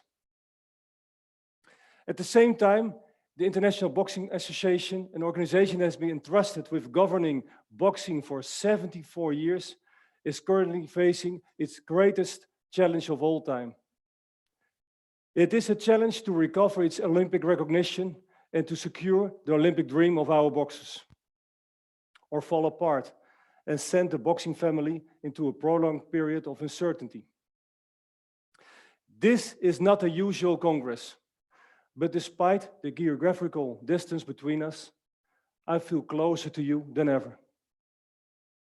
After many conversations we have had and mutual support shown, I'm grateful for this journey as I met many dedicated professional individuals who are ready to contribute with practical solutions.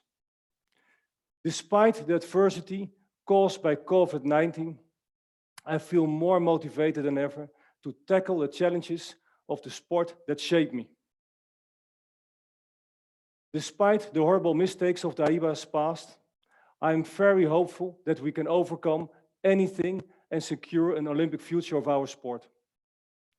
Not with a sweet talk, of course, but with a plan to ensure a clean break for world boxing. Why does AIBA and all of us, representatives of national federations, need a clean break? And how do we achieve it? Well, we need it because, putting it in boxing terms, AIBA has suffered several heavy knockdowns in the past few rounds. It is now the final round, round 3, and we cannot continue with the same strategy. Unless we would like to get knocked out for good, out of the Olympic family and out into total oblivion. The last knockdown came just days ago from the IOC, when the IOC publicly stated that they have reduced the Olympic quota for the sport of boxing. When making its decision about boxing, the IOC Executive Board took the ongoing concerns about AIBA into account.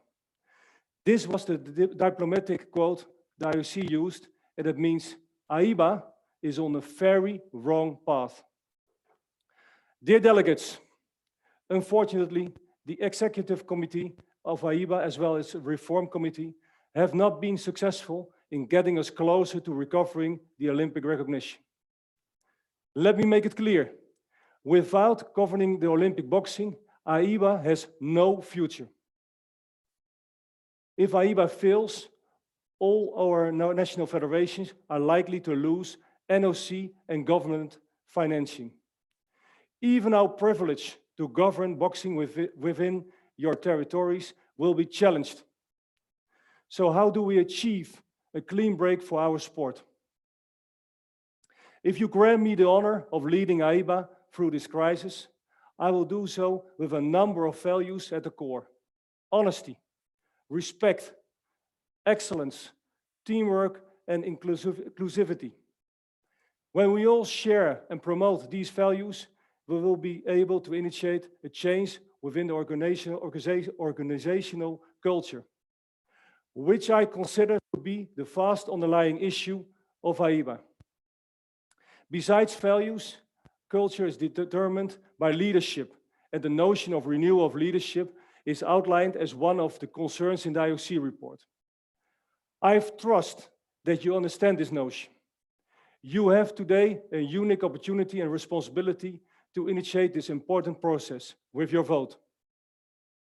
Second, we will ensure a real governance reform together with you.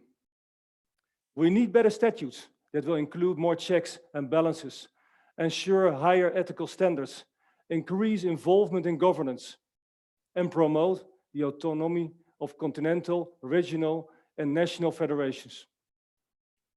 The hardest and most important challenge will be to restore the trust of boxers and fans. As president of the International Federation for Sports Officials and IOC and Tourist Commission member Patrick Vaida stated at a recent webinar that I organized, it does not matter what kind of statutes we have and how much money we donate or invest. If the competition results are not seen as fair by the athletes and fans, our sport will fail. So it will be my priority to follow the lead of the IOC Boxing Task Force in the short term and restart all development programs of AIBA to win the trust and respect of all stakeholders, starting with the boxers. Finally, the issue of AIBA's indebtedness. It's a serious concern for us and the IOC, but I will prove to you that money is not the dominating issue. AIBA is privileged to govern such a wonderful sport as boxing, and it's bound to prosper once it is managed professionally. In my life, I had the opportunity to develop and lead fragile startups to strong market leaders that generate tens of millions in revenue yearly. I employ more than 500 people. Together with my team, I have revitalized the Dutch Boxing Federation. In 2019, boxing was even named the fastest growing sport in the country. I'm ready to deploy this experience for AIBA. In the short term, my team of financial experts will ensure the fulfillment of AIBA's main financial obligations. And once we get our house in order, we will start generating sustainable revenue from commercial partners, sale of TV rights and other sources. And these new revenues will allow AIBA to settle its debts and to inspire worldwide development of our sport. I am convinced that renewing its leadership, conducting a real governance reform, restoring trust of boxers and boxing fans, as well as ensuring financial sustainability, will give AIBA the best chance of returning into the family of trusted international Olympic federations. As a lifelong entrepreneur, I'm not afraid of failures. At times, I failed in sport, in business, and in personal matters, but I learned from it and came back stronger and better. I assure you that I'm ready to accept the responsibility, uphold the honor, and cherish the privilege related to governing our magnificent ancient sport worldwide. I will do whatever it takes to help AIBA get up, turn things around and accomplish victory. But I will not be able to do it alone, and I look forward to our close cooperation, teamwork. I ask you already today to take the first step in the right direction.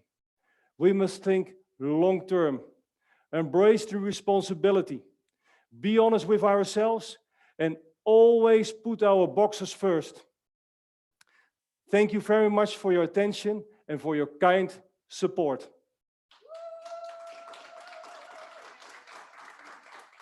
Thank you very much, Mr. van der Voorst. So we have heard now all 5 candidates with their speeches, and before going to the election, I was informed that there are some questions from the delegates, and I think we, looking at the time, we still have some time for questions. So I kindly ask the delegates having questions to one of the 5 candidates to raise their hands so we can start this question and answer. Maybe I give the floor for this to Anastasia, as she will see who is raising the hands.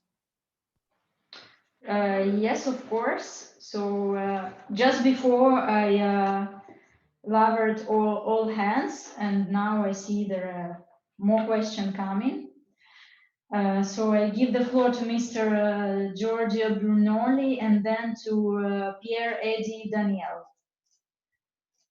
It may take a few minutes to promote them to the speaker. And once you have your microphone on, you have the floor. You have to promote the candidate as speakers. Okay, so there's Should I stop sharing the screen? Mr. Brignoli?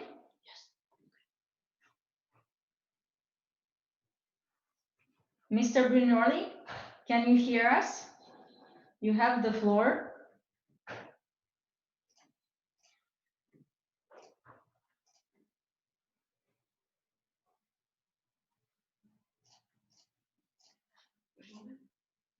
He's muted. Mr. Brignoli, you need to turn on your microphone. Yeah, I think I've done that. Can you hear me now? We can hear you now, yes. Thank you very much. Thank you very much indeed. I wish you all well and staying safe and please all stay well at this troubled time. I'd like to put a question to Mr. Kremlev, if that's possible. Is that possible? Yes, of course. We will also promote him to the speaker now. Just a moment, and you can ask your question. Okay.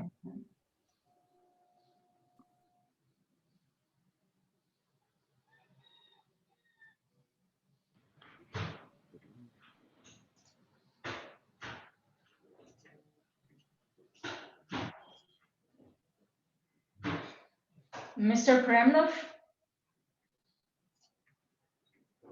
Да, я готов. Mr. Brignoli, Mr. Kremlov is ready, so you can ask your question, please. Good afternoon, Umar, and thank you for your presentation. Just a couple of very quick questions. Can I ask, will you do whatever it takes to regain AIBA's place in the Olympics? And where is this on your list of priorities?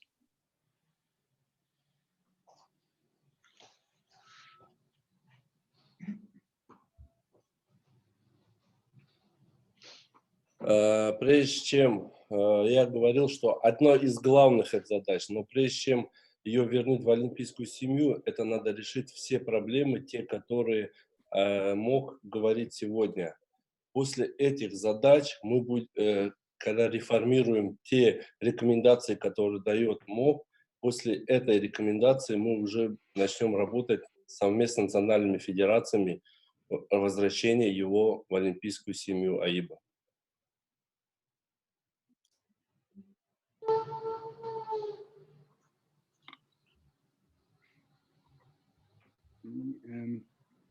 I caught half of that because I didn't have it translated, but can I ask where on the list of priorities does this stand?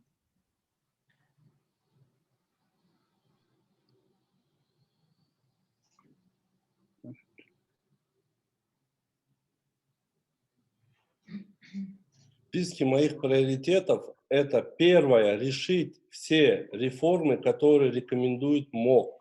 После этих реформ, проведенных, чтобы устроило олимпийское движение, тогда уже мы можем говорить о возвращении АИБА в олимпийскую семью.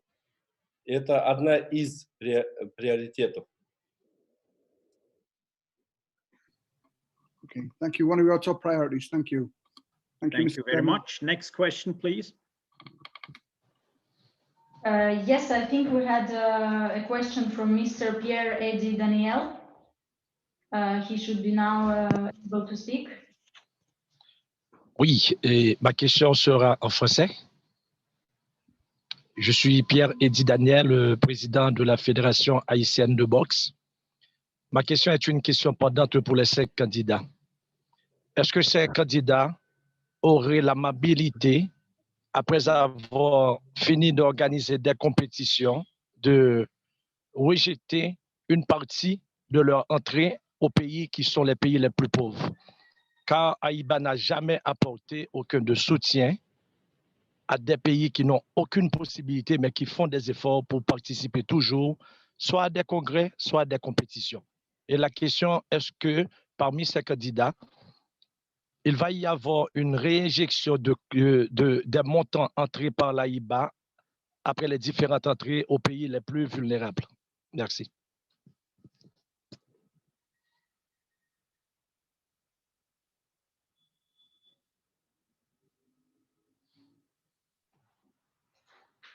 I can promote him. So I don't know if if it was a question to all candidates. Should we ask to answer them in alphabetical order, one by one? I think that's the easiest, yes.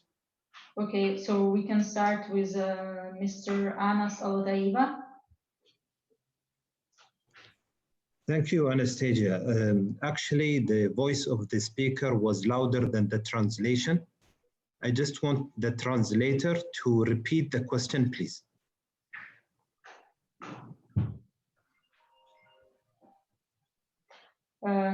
I think maybe we should ask Mr. Pierre to repeat. I'm not sure if it's an easy task for translators to repeat the question. Speaker's voice is higher than the translation.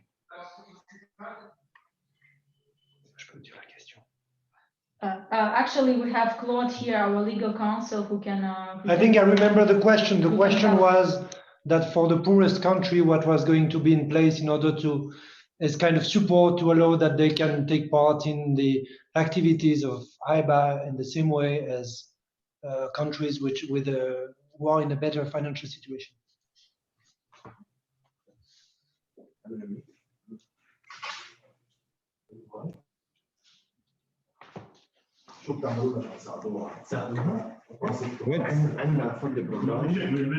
We have actually implemented this kind of programs in our Asian Confederation.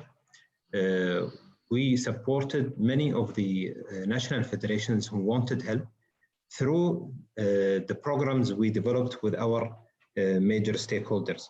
So we will inject more of these resources and distribute them through the support we get from our partnerships, through reinvesting our resources into the program. And we have a global fund that will be established to support all these kind of requests.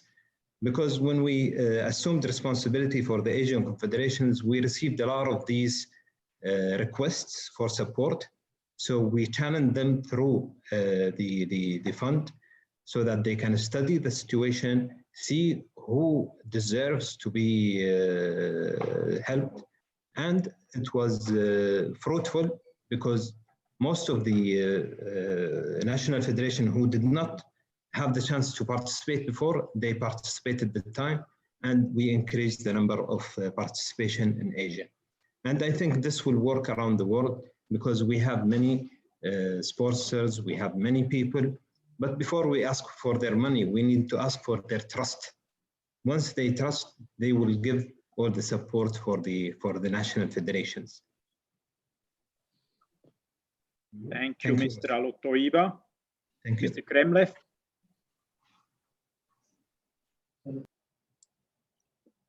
Моя задача будет каждой национальной федерации помогать, особенно небольшие где страны. Мы сделаем большую маркетинговую работу. Мы не будем создавать фонды, программы. Мы будем создавать в этой стране маркетинговый план, привлекать международных спонсоров для того, чтобы они участвовали в этой стране в финансировании. И все, что будет зарабатывать АИБА, это будут деньги национальных федераций, особенно где небольшие страны.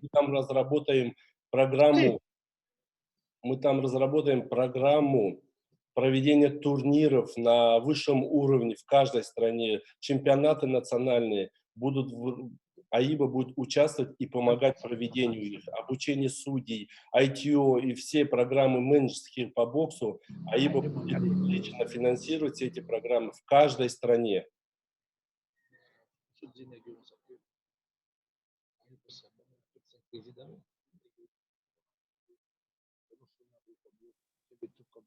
Thank you very much, Mr. Kremlev. Mr. Mikhailov. Est-ce qu'il y a un secteur qui pense à réinjecter une partie dans le championnat pour les pays plus forts pour faire développer? Я буду использовать все доходы из МОГа, чтобы помочь нуждающимся странам. И второй, мы создали фонд United Boxing Alliance. С этой фондом мы будем помогать всем бедным федерациям. Не только это, второй наш есть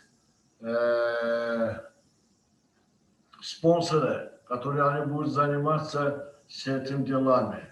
Может быть, мы сперва в Африке будем создать новые фабрики. Для фабрики создали, уже у нас спонсоры обещали, мы будем создать фабрики, которые там будут, и люди будут работать, и будут пускать спортивные одежды и для бокса, для других спортов. Поэтому мы будем помогать им. И как приоритет помогать странам, это указано в моем манифесте и поддерживать через спонсора.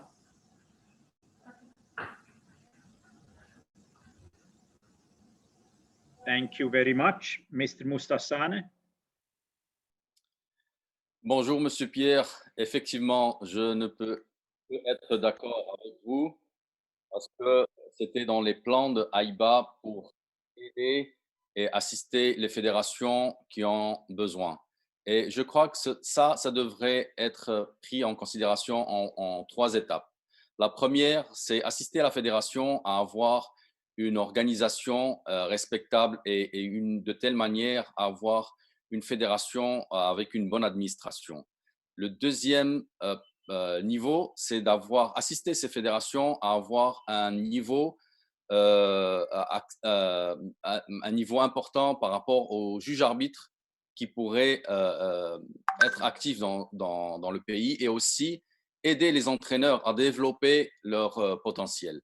Avec ça, les fédérations auront un bon niveau par rapport à leurs boxeurs et ces boxeurs-là, normalement, AIBA a l'obligation de les aider et de les pousser à participer aux grands événements que AIBA connaît, à savoir les championnats du monde, les championnats continentaux, la Coupe du monde et toutes les compétitions de haut niveau. Et ça, c'est le meilleur moyen d'avoir toutes les fédérations, les 200 fédérations de l'AIBA prenant partie à toutes les compétitions. Donc, je ne pourrais que supporter cette idée et je crois que c'est très légitime et très important à mettre en place. Merci. Merci beaucoup, Mr. Mustasane. Mr. Van der Voorst, please. Yes, merci. Thank you for this question. It's important to support the national federation in Oceania, for example, or in the Caribbean or in Africa that were neglected in the past. But first of all, it's the national federation who need to help AIBA. And we must get our house in order, improve sport integrity, governance, and then start this for sustainable financial recovery. Once we have achieved the restatement with the IOC, we can at least ensure that you secure the financing of the national Olympic committees. You have to understand that short-term injections of funds will not help us. At the same time, I will be there for small and developing national federation with practical help. I've done the same in the Netherlands with every gym I visited when I became president in the Netherlands. With guidance, practical support. We will restart the development courses for officials and coaches right away. With the use of technology, I hope that some of you have joined the informed decision webinars that I have organized recently.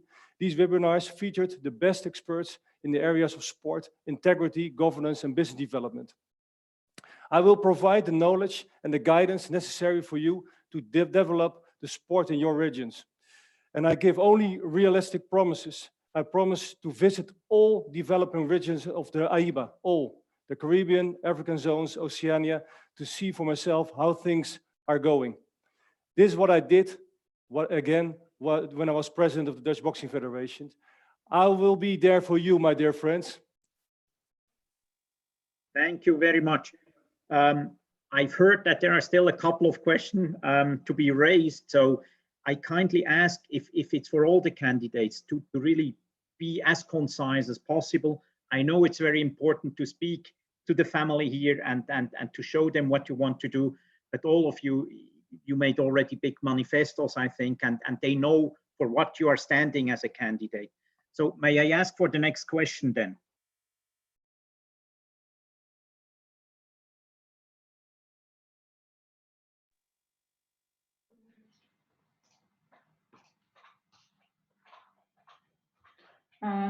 Next question. I just promoted to the speaker Kyrgyzstan Boxing Federation. For the next question.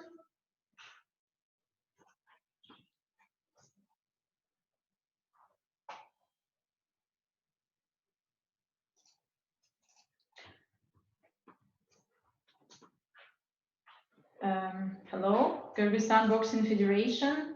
You have the floor. I think they just disappeared. Otherwise, I have also promoted to a speaker role. Just forgot the name. Somehow they disappeared again. Okay, I will promote Mr. Luis Raymond Nguema. You will have the floor now.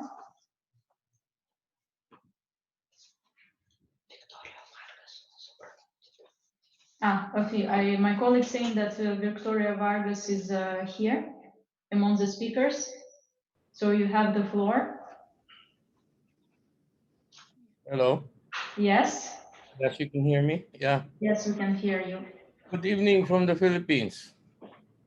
My question is addressed to Mr. Anas and Mr. Boris. And if there are other candidates that may want to weigh in, I would like to hear from them as well. Mr. Anas, Mr. Boris, what is, in your opinion or understanding, of the most important issue of AIBA, its problem with the IOC? Why are we having this problem? Thank you. We start with Mr. Alotoiba, please. Thank you very much for this question. And you put your finger on the pain. AIBA has a problem with, first of all, governance. Governance is the major problem that raised many issues. They also have an IOC report that detailed all the issues that he have with AIBA. That's why this is where we should start. Governance, finance, referees and judges, and anti-doping. These are the major issues that needs to be tackled.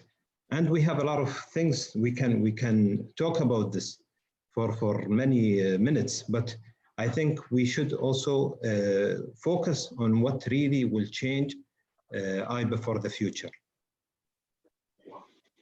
Thank you very much, Mr. van der Voorst. Yes, good question. And I strongly believe that the largest underlying issue for AIBA is the culture of leadership. Statutes are important, of course, as well as other regulations, but we must start with the renewal of leadership. That was my answer. Thank you very much. I'm sure that the other three candidates also want to give a quick reply. Mr. Kremlev, please. Я бы хотел сказать о том, что первая причина – это АИБА отвернулась от национальных федераций. АИБА забыла про национальные федерации. И надо первое, что сделать, это провести те реформы, которые рекомендует МОК, и заняться национальными федерациями, помогать им, чтобы бокс и стала одна единая семья, чтобы мы объединились все, и благодаря нашему единству проведем все реформы. И лидер АИБА должен 24 часа работать в интересах бокса. И никто извне не должен мешать боксерам. Thank you very much, Mr. Mikhailov. Семью. Я скажу, вот проблем с МОКом Это первый коррупция.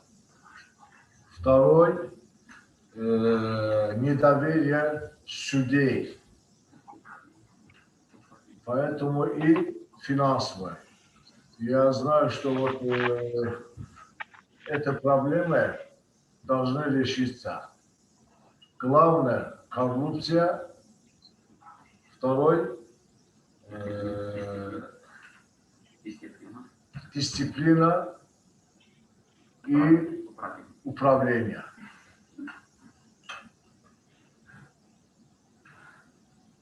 Thank you very much, Mr. Mikhailov. Mr. Mustasan. Yes, I totally agree with my colleague here and say that we have to start from this IOC relationship to be renewed and to open the dialogue with IOC, and also to read clearly this IOC report and ask the questions openly and clearly. And we need to, for sure, make sure that the trust of IOC have to be regained with open dialogue and clear discussions. We cannot hide behind indirect questions and allegations.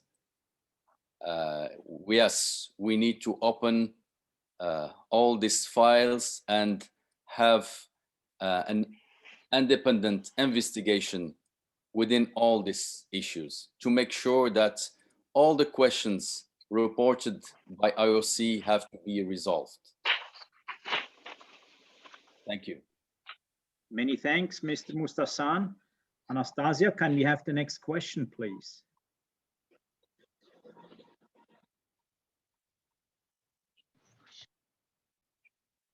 Hello. Yes, Hello.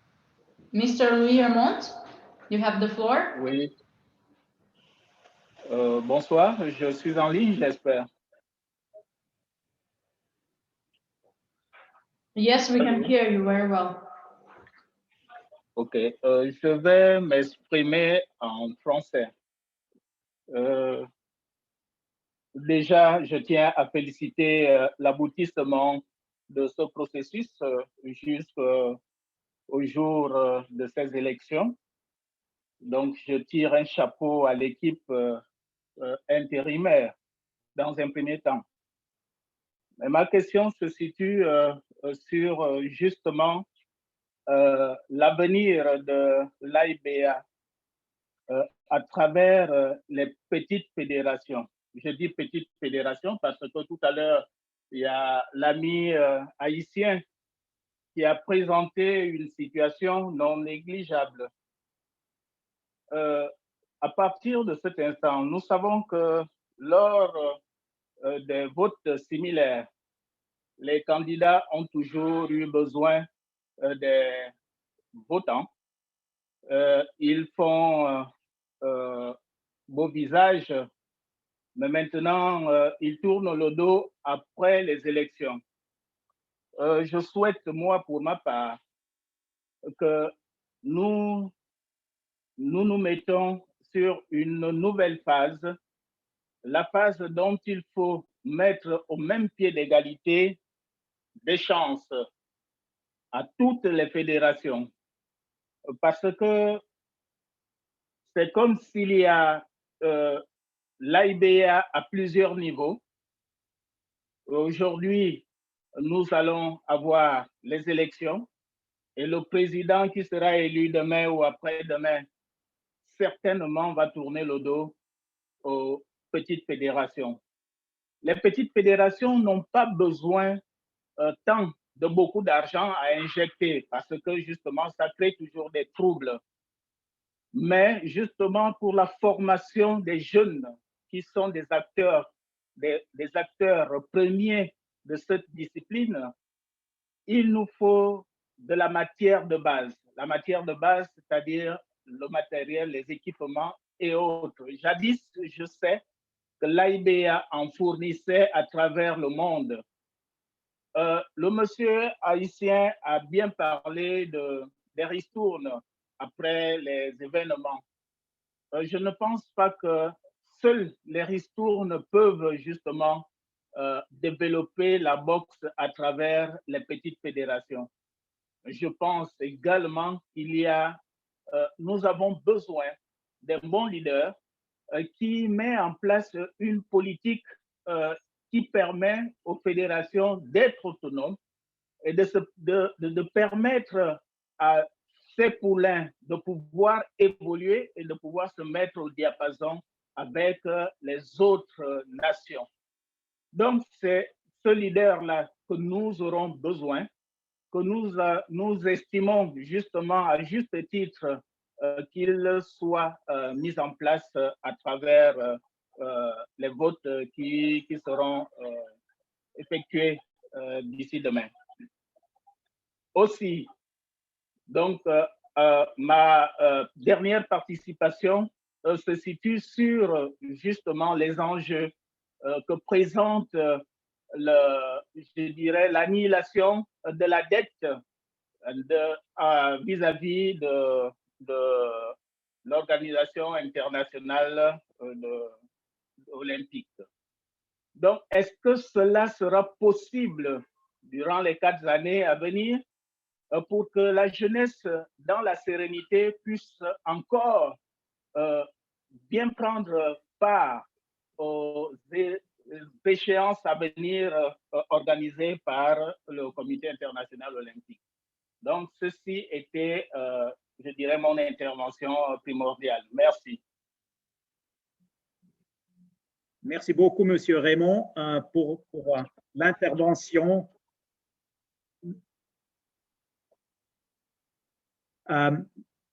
Please, Anastasia, could you reset all raised hands? We are here in a Q&A session, and even if they are very important, such statements, we don't want to have them here now because we are just in front of the election of the new president. So for me, we still have a few minutes. I said 6 minutes to go for the last question. So please reset all of them and only raise hands if you have a question to the candidates. Thank you. Do you already have any new questions coming up, Anastasia? Yes, we still have 3. I think there are some people that so I will promote Mr. Omar Al-Hamdi and then Mr. Mike Makati. I can hear Mr. Eyassu Vossen, it's written, huh? Yes.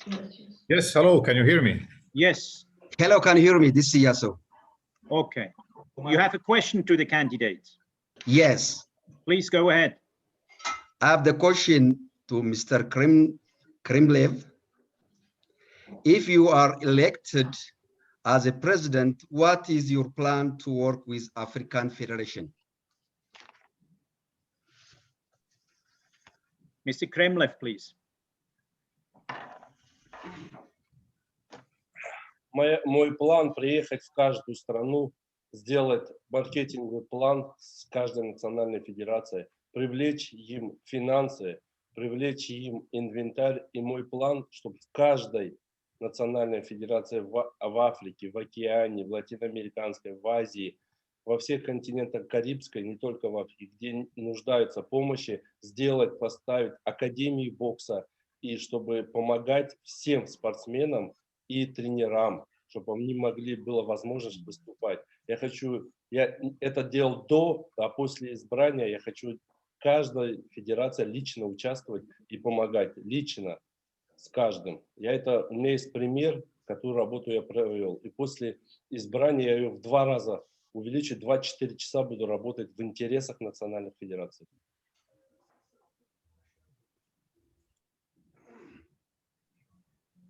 Thank you very much, Mr. Kremlev. I think it's a question that we can also put to the other 4 candidates. So, Mr. Alotoiba, please.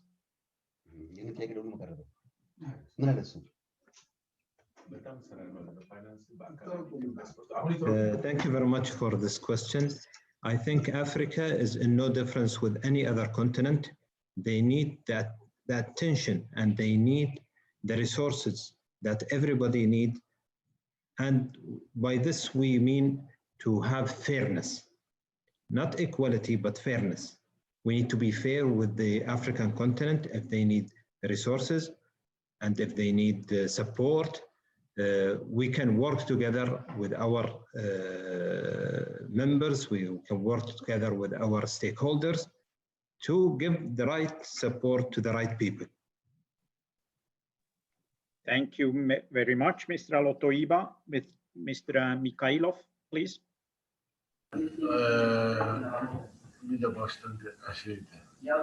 Я думаю, что наши национальные федерации – это наше достижение. Мы должны непосредственно с ними работать и узнать их проблемы. Мы сегодня знаем их проблемы почти. И у меня есть своя программа. Мы будем решать эти все проблемы. У нас есть программа есть у нас. Я сказал, когда дали вопрос, я сказал, что вот мы будем работать с Африкой, которую африканцы там задали нам вопросы. Не только Африкой. Всем федерациям, континентам будем работать. И их каждый год их и финансовой помочь, и обеспечить их формой, технически. Всем будем обеспечивать всем федерациям. Ежегодный план есть у нас и отдельные финансовые программы есть. Спасибо.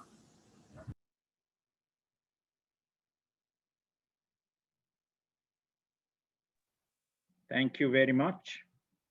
May I ask Mr. Mustasan?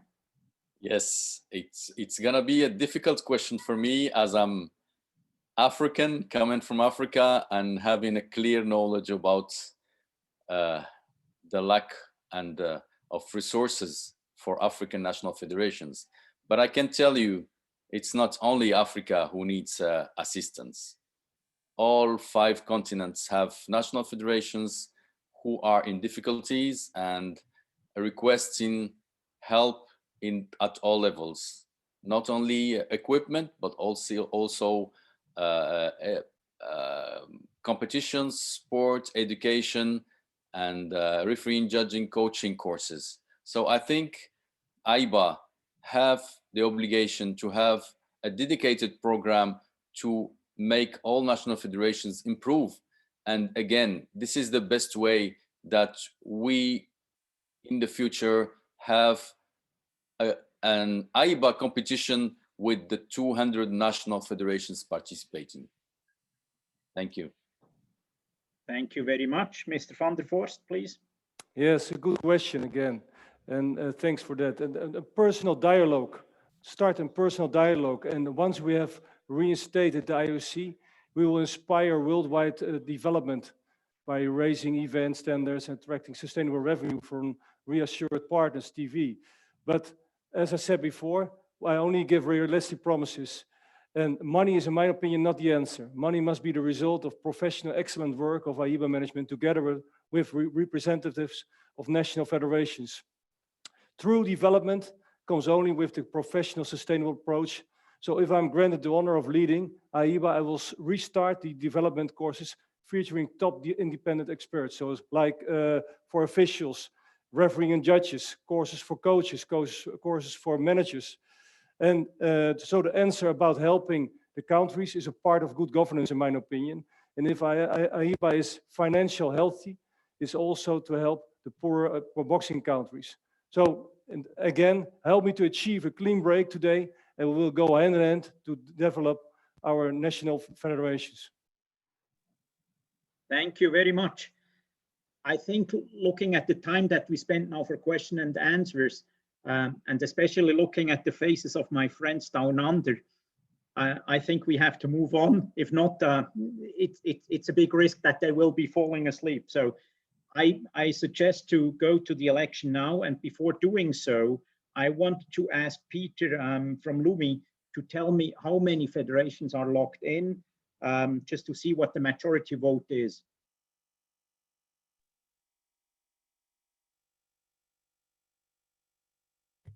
Thank you very much. So just to confirm, presently we have 153 national federations have logged into LUMI. So therefore we have 4 that have not registered so far. Can I also just confirm and remind everybody ahead of the elections that they must be logged into LUMI and be actively logged into LUMI. So please do that. But I can state once again, that's 153 are currently registered. Thank you very much. So if I'm doing the correct calculation, this gives a majority vote of 77 votes. And I suggest now to move ahead to the first ballot. As you heard, no candidate will drop out. If a candidate is reaching at least 77 votes, he will be elected. I kindly ask the notary maybe to run this ballot then. And as I heard, there are 3 minutes to give the votes then. Can I just ask a question, please? When you state the majority number, of course, we are basing the percentage on the valid votes cast. So if national federations do not vote, they will not be included in that percentage. Therefore, your majority number is, of course, accurate, 50 plus 1, but in the instance of this presidential vote, it is only those valid votes cast that form the percentage. So can I just confirm that with you? Fully agree on this, absolutely. Sorry for this. It's okay. And so are you comfortable with us now proceeding to the very first round of voting? Yes, please. I will now hand over to your public notary, but once again, just a reminder from me from a technology point of view, please ensure you are now actively connected to LUMI. You will move from... I'm sorry, Peter. Yes.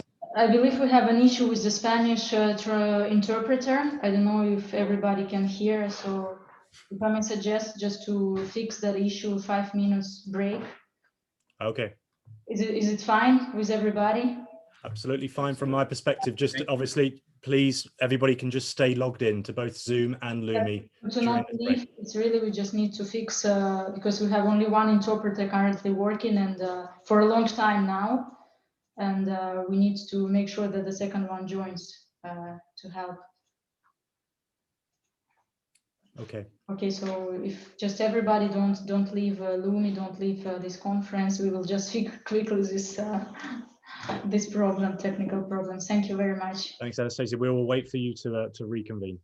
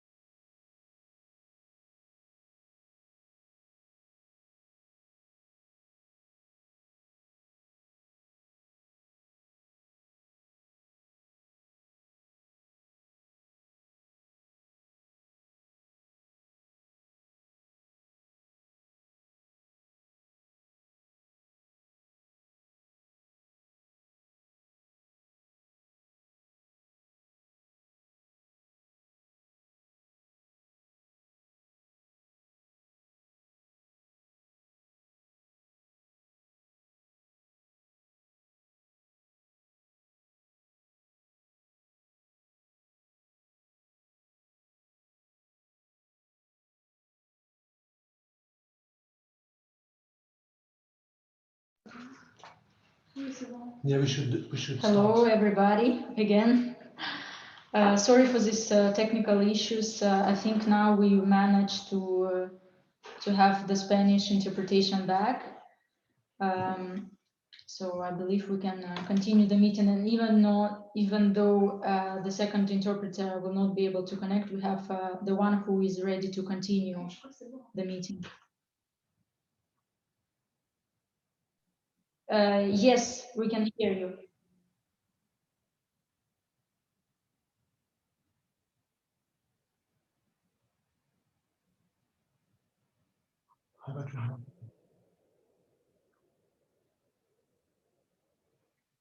Okay, so we leave you 2 more minutes.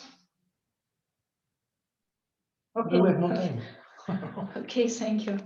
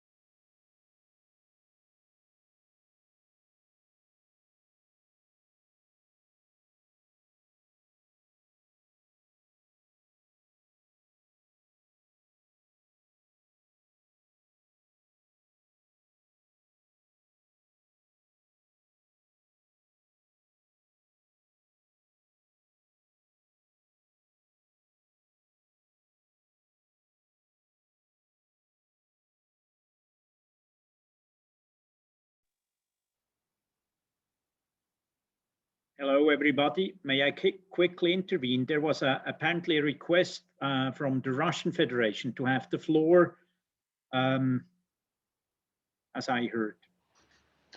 Yes, I see that Ms. Tatiana Kiriyenko raised hands, but we also have 2 more people. So I don't know if you wish to give them the floor.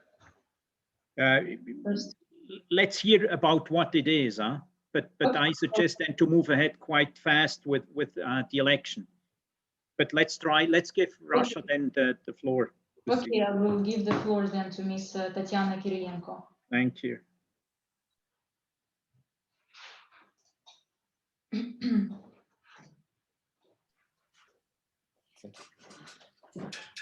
Вопрос председателю избирательной комиссии господину Велтону.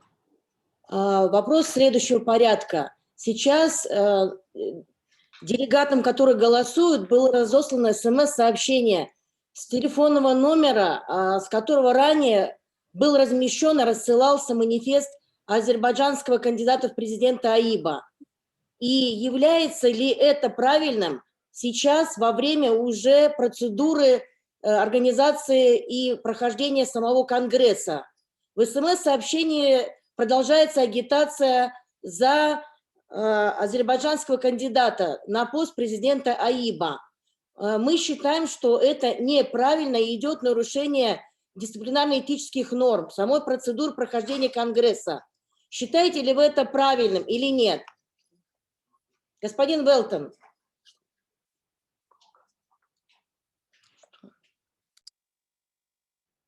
Thank you very much.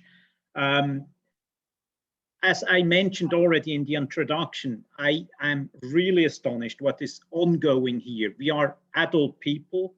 We are in front of an election, and I kindly ask every candidate to respect the other ones. We want to have fair and transparent elections, and that's it. So in a modern technology, you can't stop anything. It's absolutely up to anybody else, but I think I heard this, and I see that there are many hands raised now. I stop this. I don't give the floor to anybody else. We start now with the first ballot, and I hope that the Spanish translator is ready now. Anastasia, please. Yes, he is back. He told me that he's back. So we can continue now. Two Spanish interpreters. Okay. Maybe I give the floor to Lumi then to proceed with the first vote. I've seen that there are some new national federations which joined.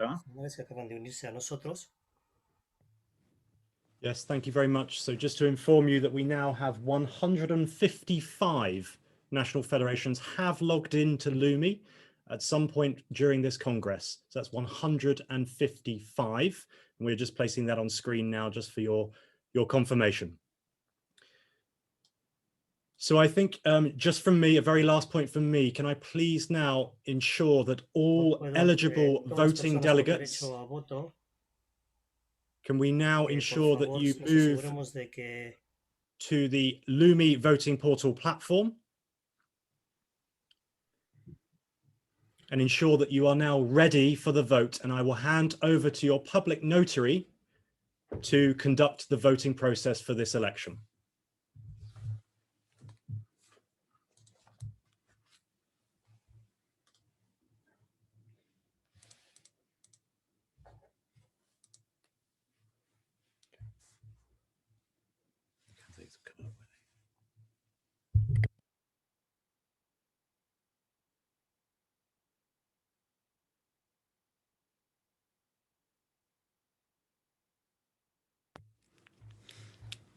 Thank you. And we now move to the vote, the presidential election vote.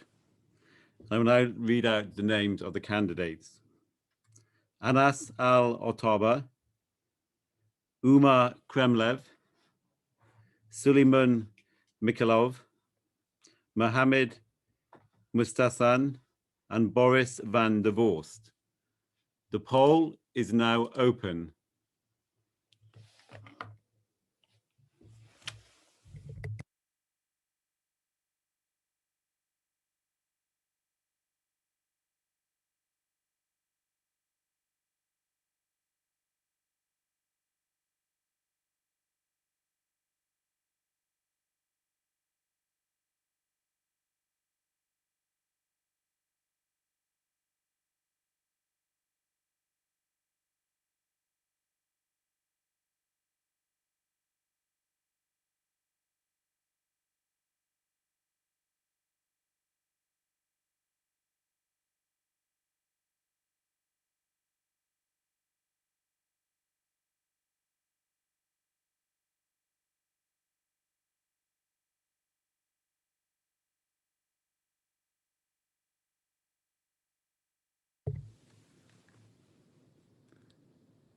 Just to confirm, this is a 3-minute poll and there are 2 minutes remaining.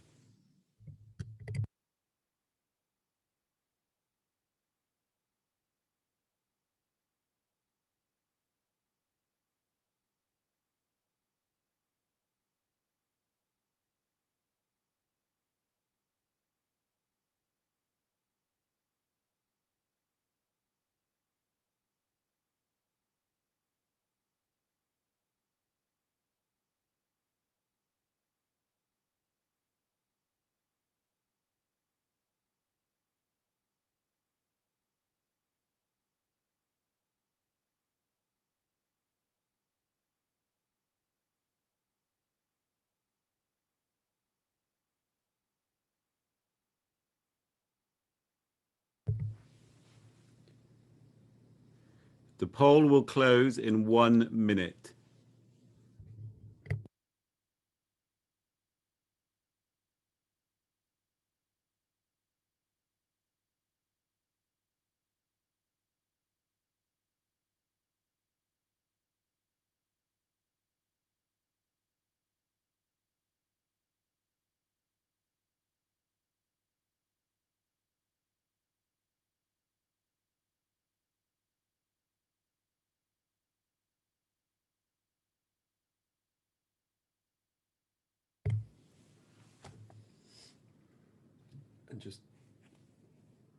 The poll will close in 20 seconds.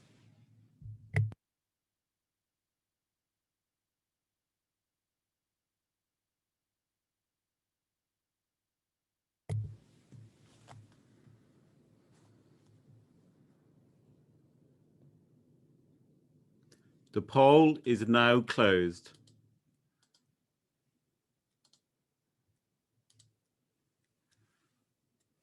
The results of the voting are as follows. There was 155 possible votes. There were 7 abstentions and blank votes, and 148 valid votes were cast. Umar Kremlev, 59. Boris van der Vorst, 34. Anas Al-Otaba, 23. Mohammed Mustasan, 19. Suleiman Mikhailov, 13. Thank you, Mr. Chairperson.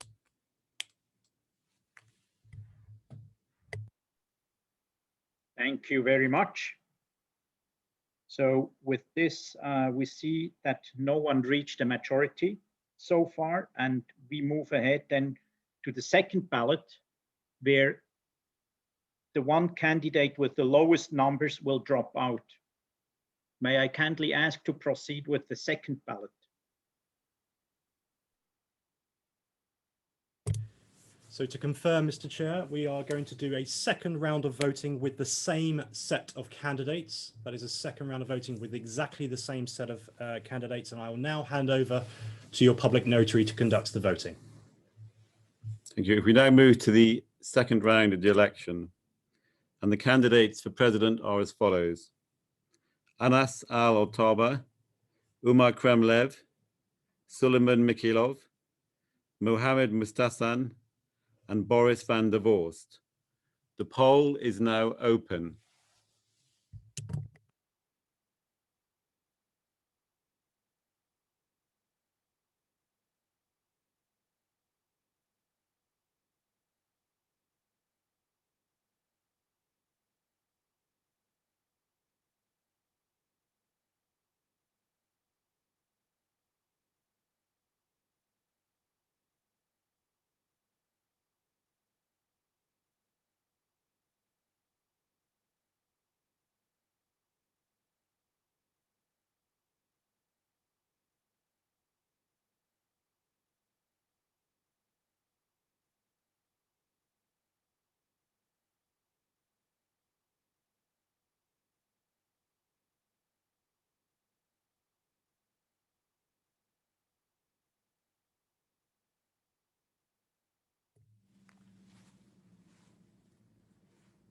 The poll will close in 2 minutes' time.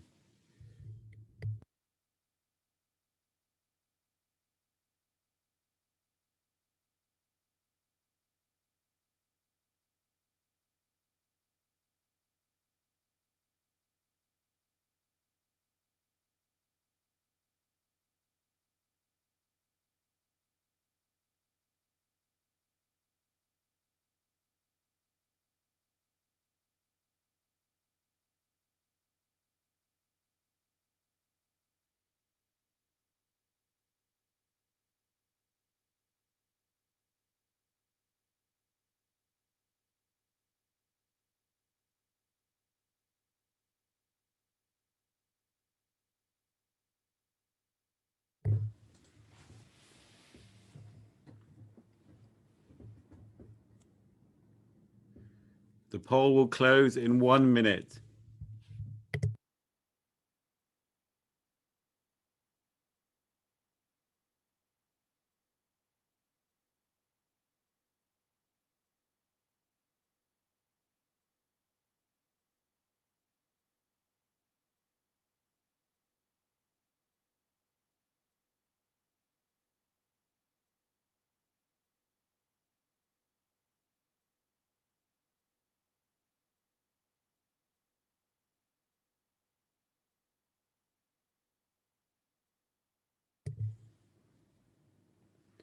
The poll will close in 20 seconds.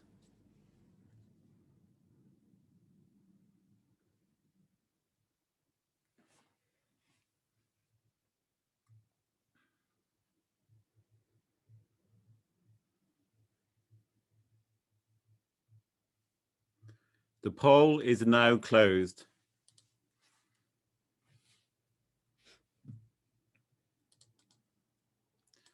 The results of the second round of voting are as follows. There was 155 possible votes. There were 6 abstentions and blank votes, and 149 valid votes were cast. Umar Kremlev, 66, 44.3%. Boris van der Vorst, 38, 25.5%. Mohammed Mustasan, 19, 12.75%. Anas Al-Otaba, 18, 12.08%. Suleiman Mikhailov, 8, 5.37%. Thank you, Chairperson. Thank you very much for sharing these results. So now the candidate with the lowest number is Mr. Mikhailov. He drops out. And we will continue the third ballot with the remaining 4 candidates, Mr. Alotoiba, Mr. Kremlev, Mr. Mustasan, and Mr. van der Vorst. I give you the floor then. Thank you. Thank you. So if we move to the third round of presidential election, and the candidates are Anas Al-Otaiba, Umar Kremlev, Mohammed Mustasan, and Boris van der Vorst. The poll is now open.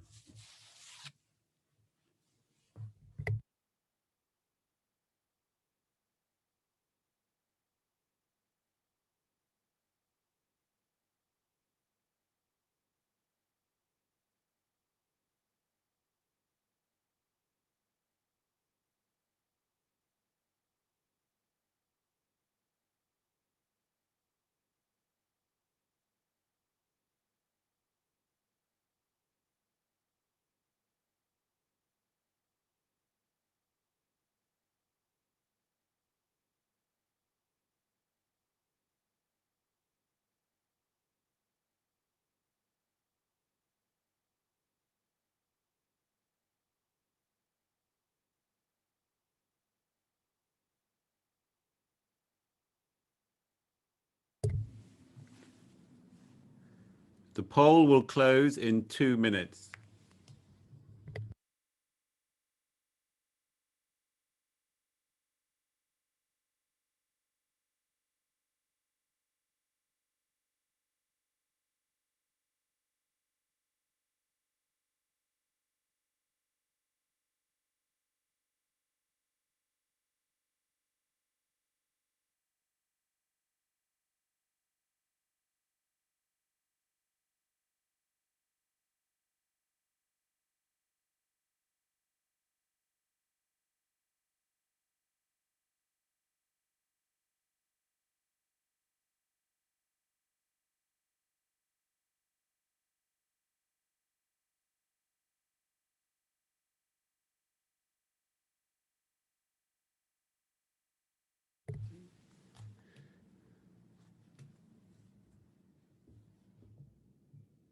The poll will close in 1 minute.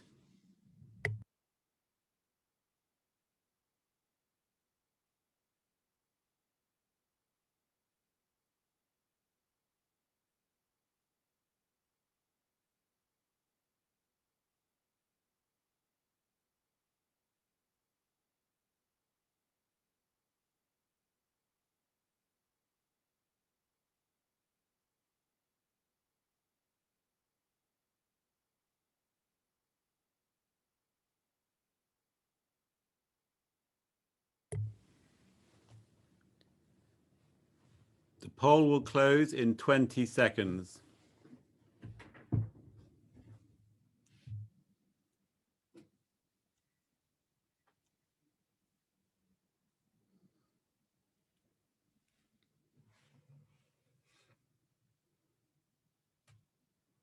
The poll is now closed.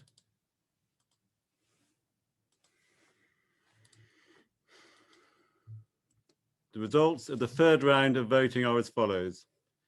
There were 155 possible votes. There were 8 abstentions and blank votes, and 147 valid votes were cast. Umar Kremlev, 73, 49.66%.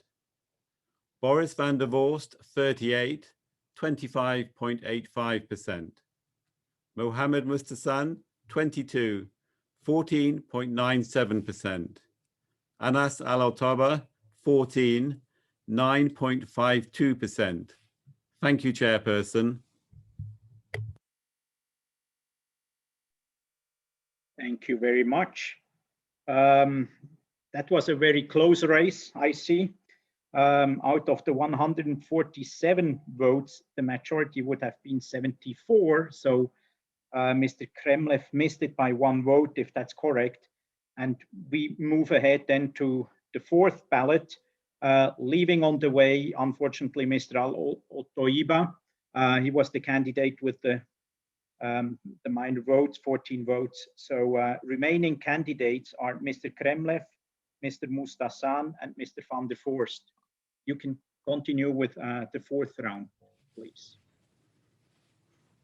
Thank you. So if we now move to the voting for the 4th round of the presidential election, and the candidates are as follows. Umar Kremlev, Mohammed Mustasan, and Boris van der Vorst. The poll is now open.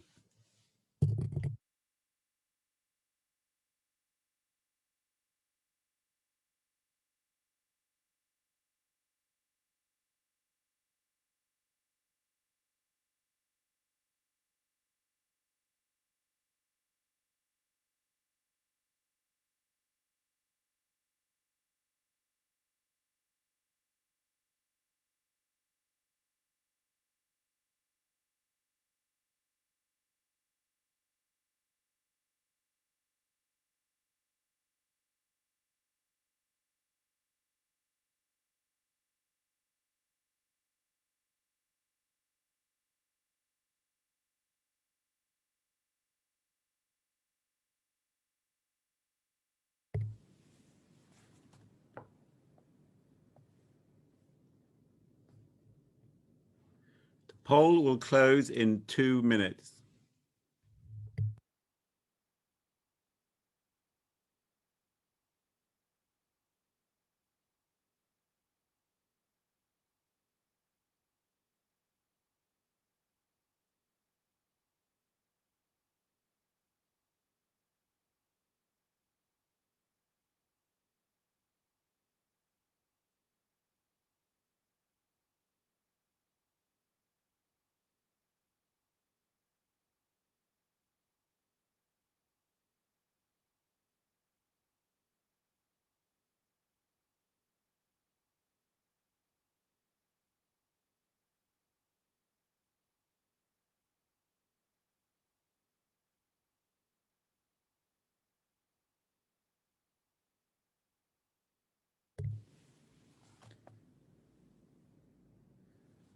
The poll will close in 1 minute.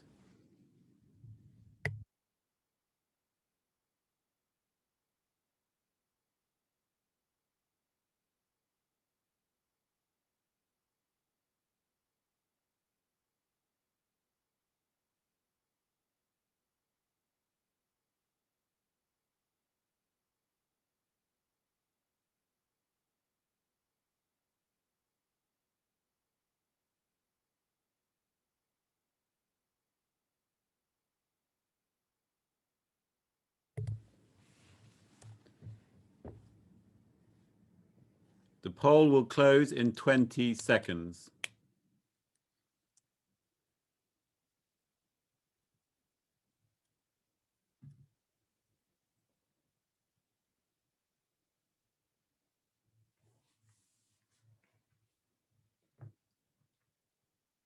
The poll is now closed.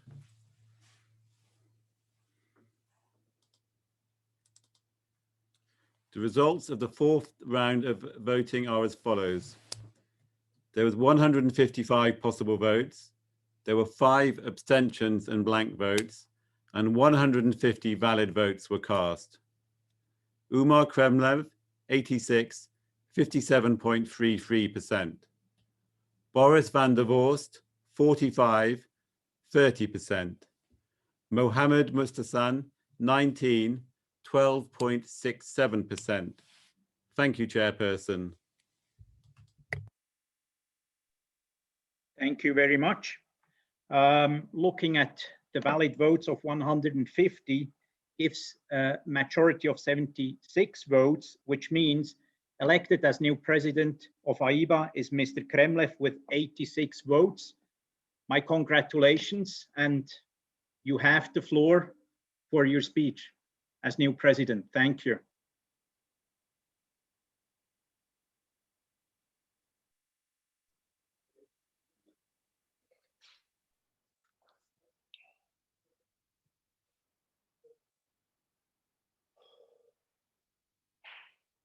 Добрый день еще. Я хотел поприветствовать всех, я просто на эмоциях. Спасибо огромное всем национальным федерациям. Я, Умар Кремлев и вся моя команда будет работать 24 часа в интересах Национальной Федерации.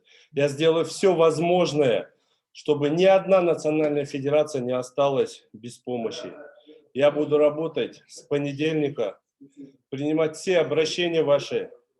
И лично постараюсь приезжать к вам в страны и вместе развивать бокс. Наша задача в короткий срок решить все проблемы, которые рекомендует МОК. Мы должны их устранить, а потом вместе боксерской семьей заниматься возвращением в олимпийскую семью. Мы вместе, я, ваш кандидат. Спасибо вам огромное за поддержку, за то доверие. Я за короткий срок оправдаю свое доверие. И мы вместе сделаем АИБу заново великой.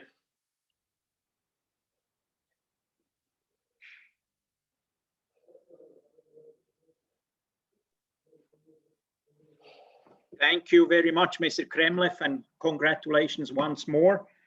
With this, I give the floor back to I don't know, Mr. Mustasan or Anastasia to close the first day of the Congress.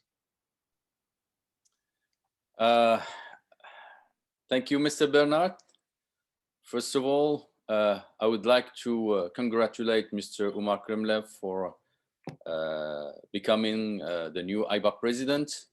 And I would like to thank all the AIBA family for attending and working and voting for this Congress. I see that more than 150 national federations participated to these elections.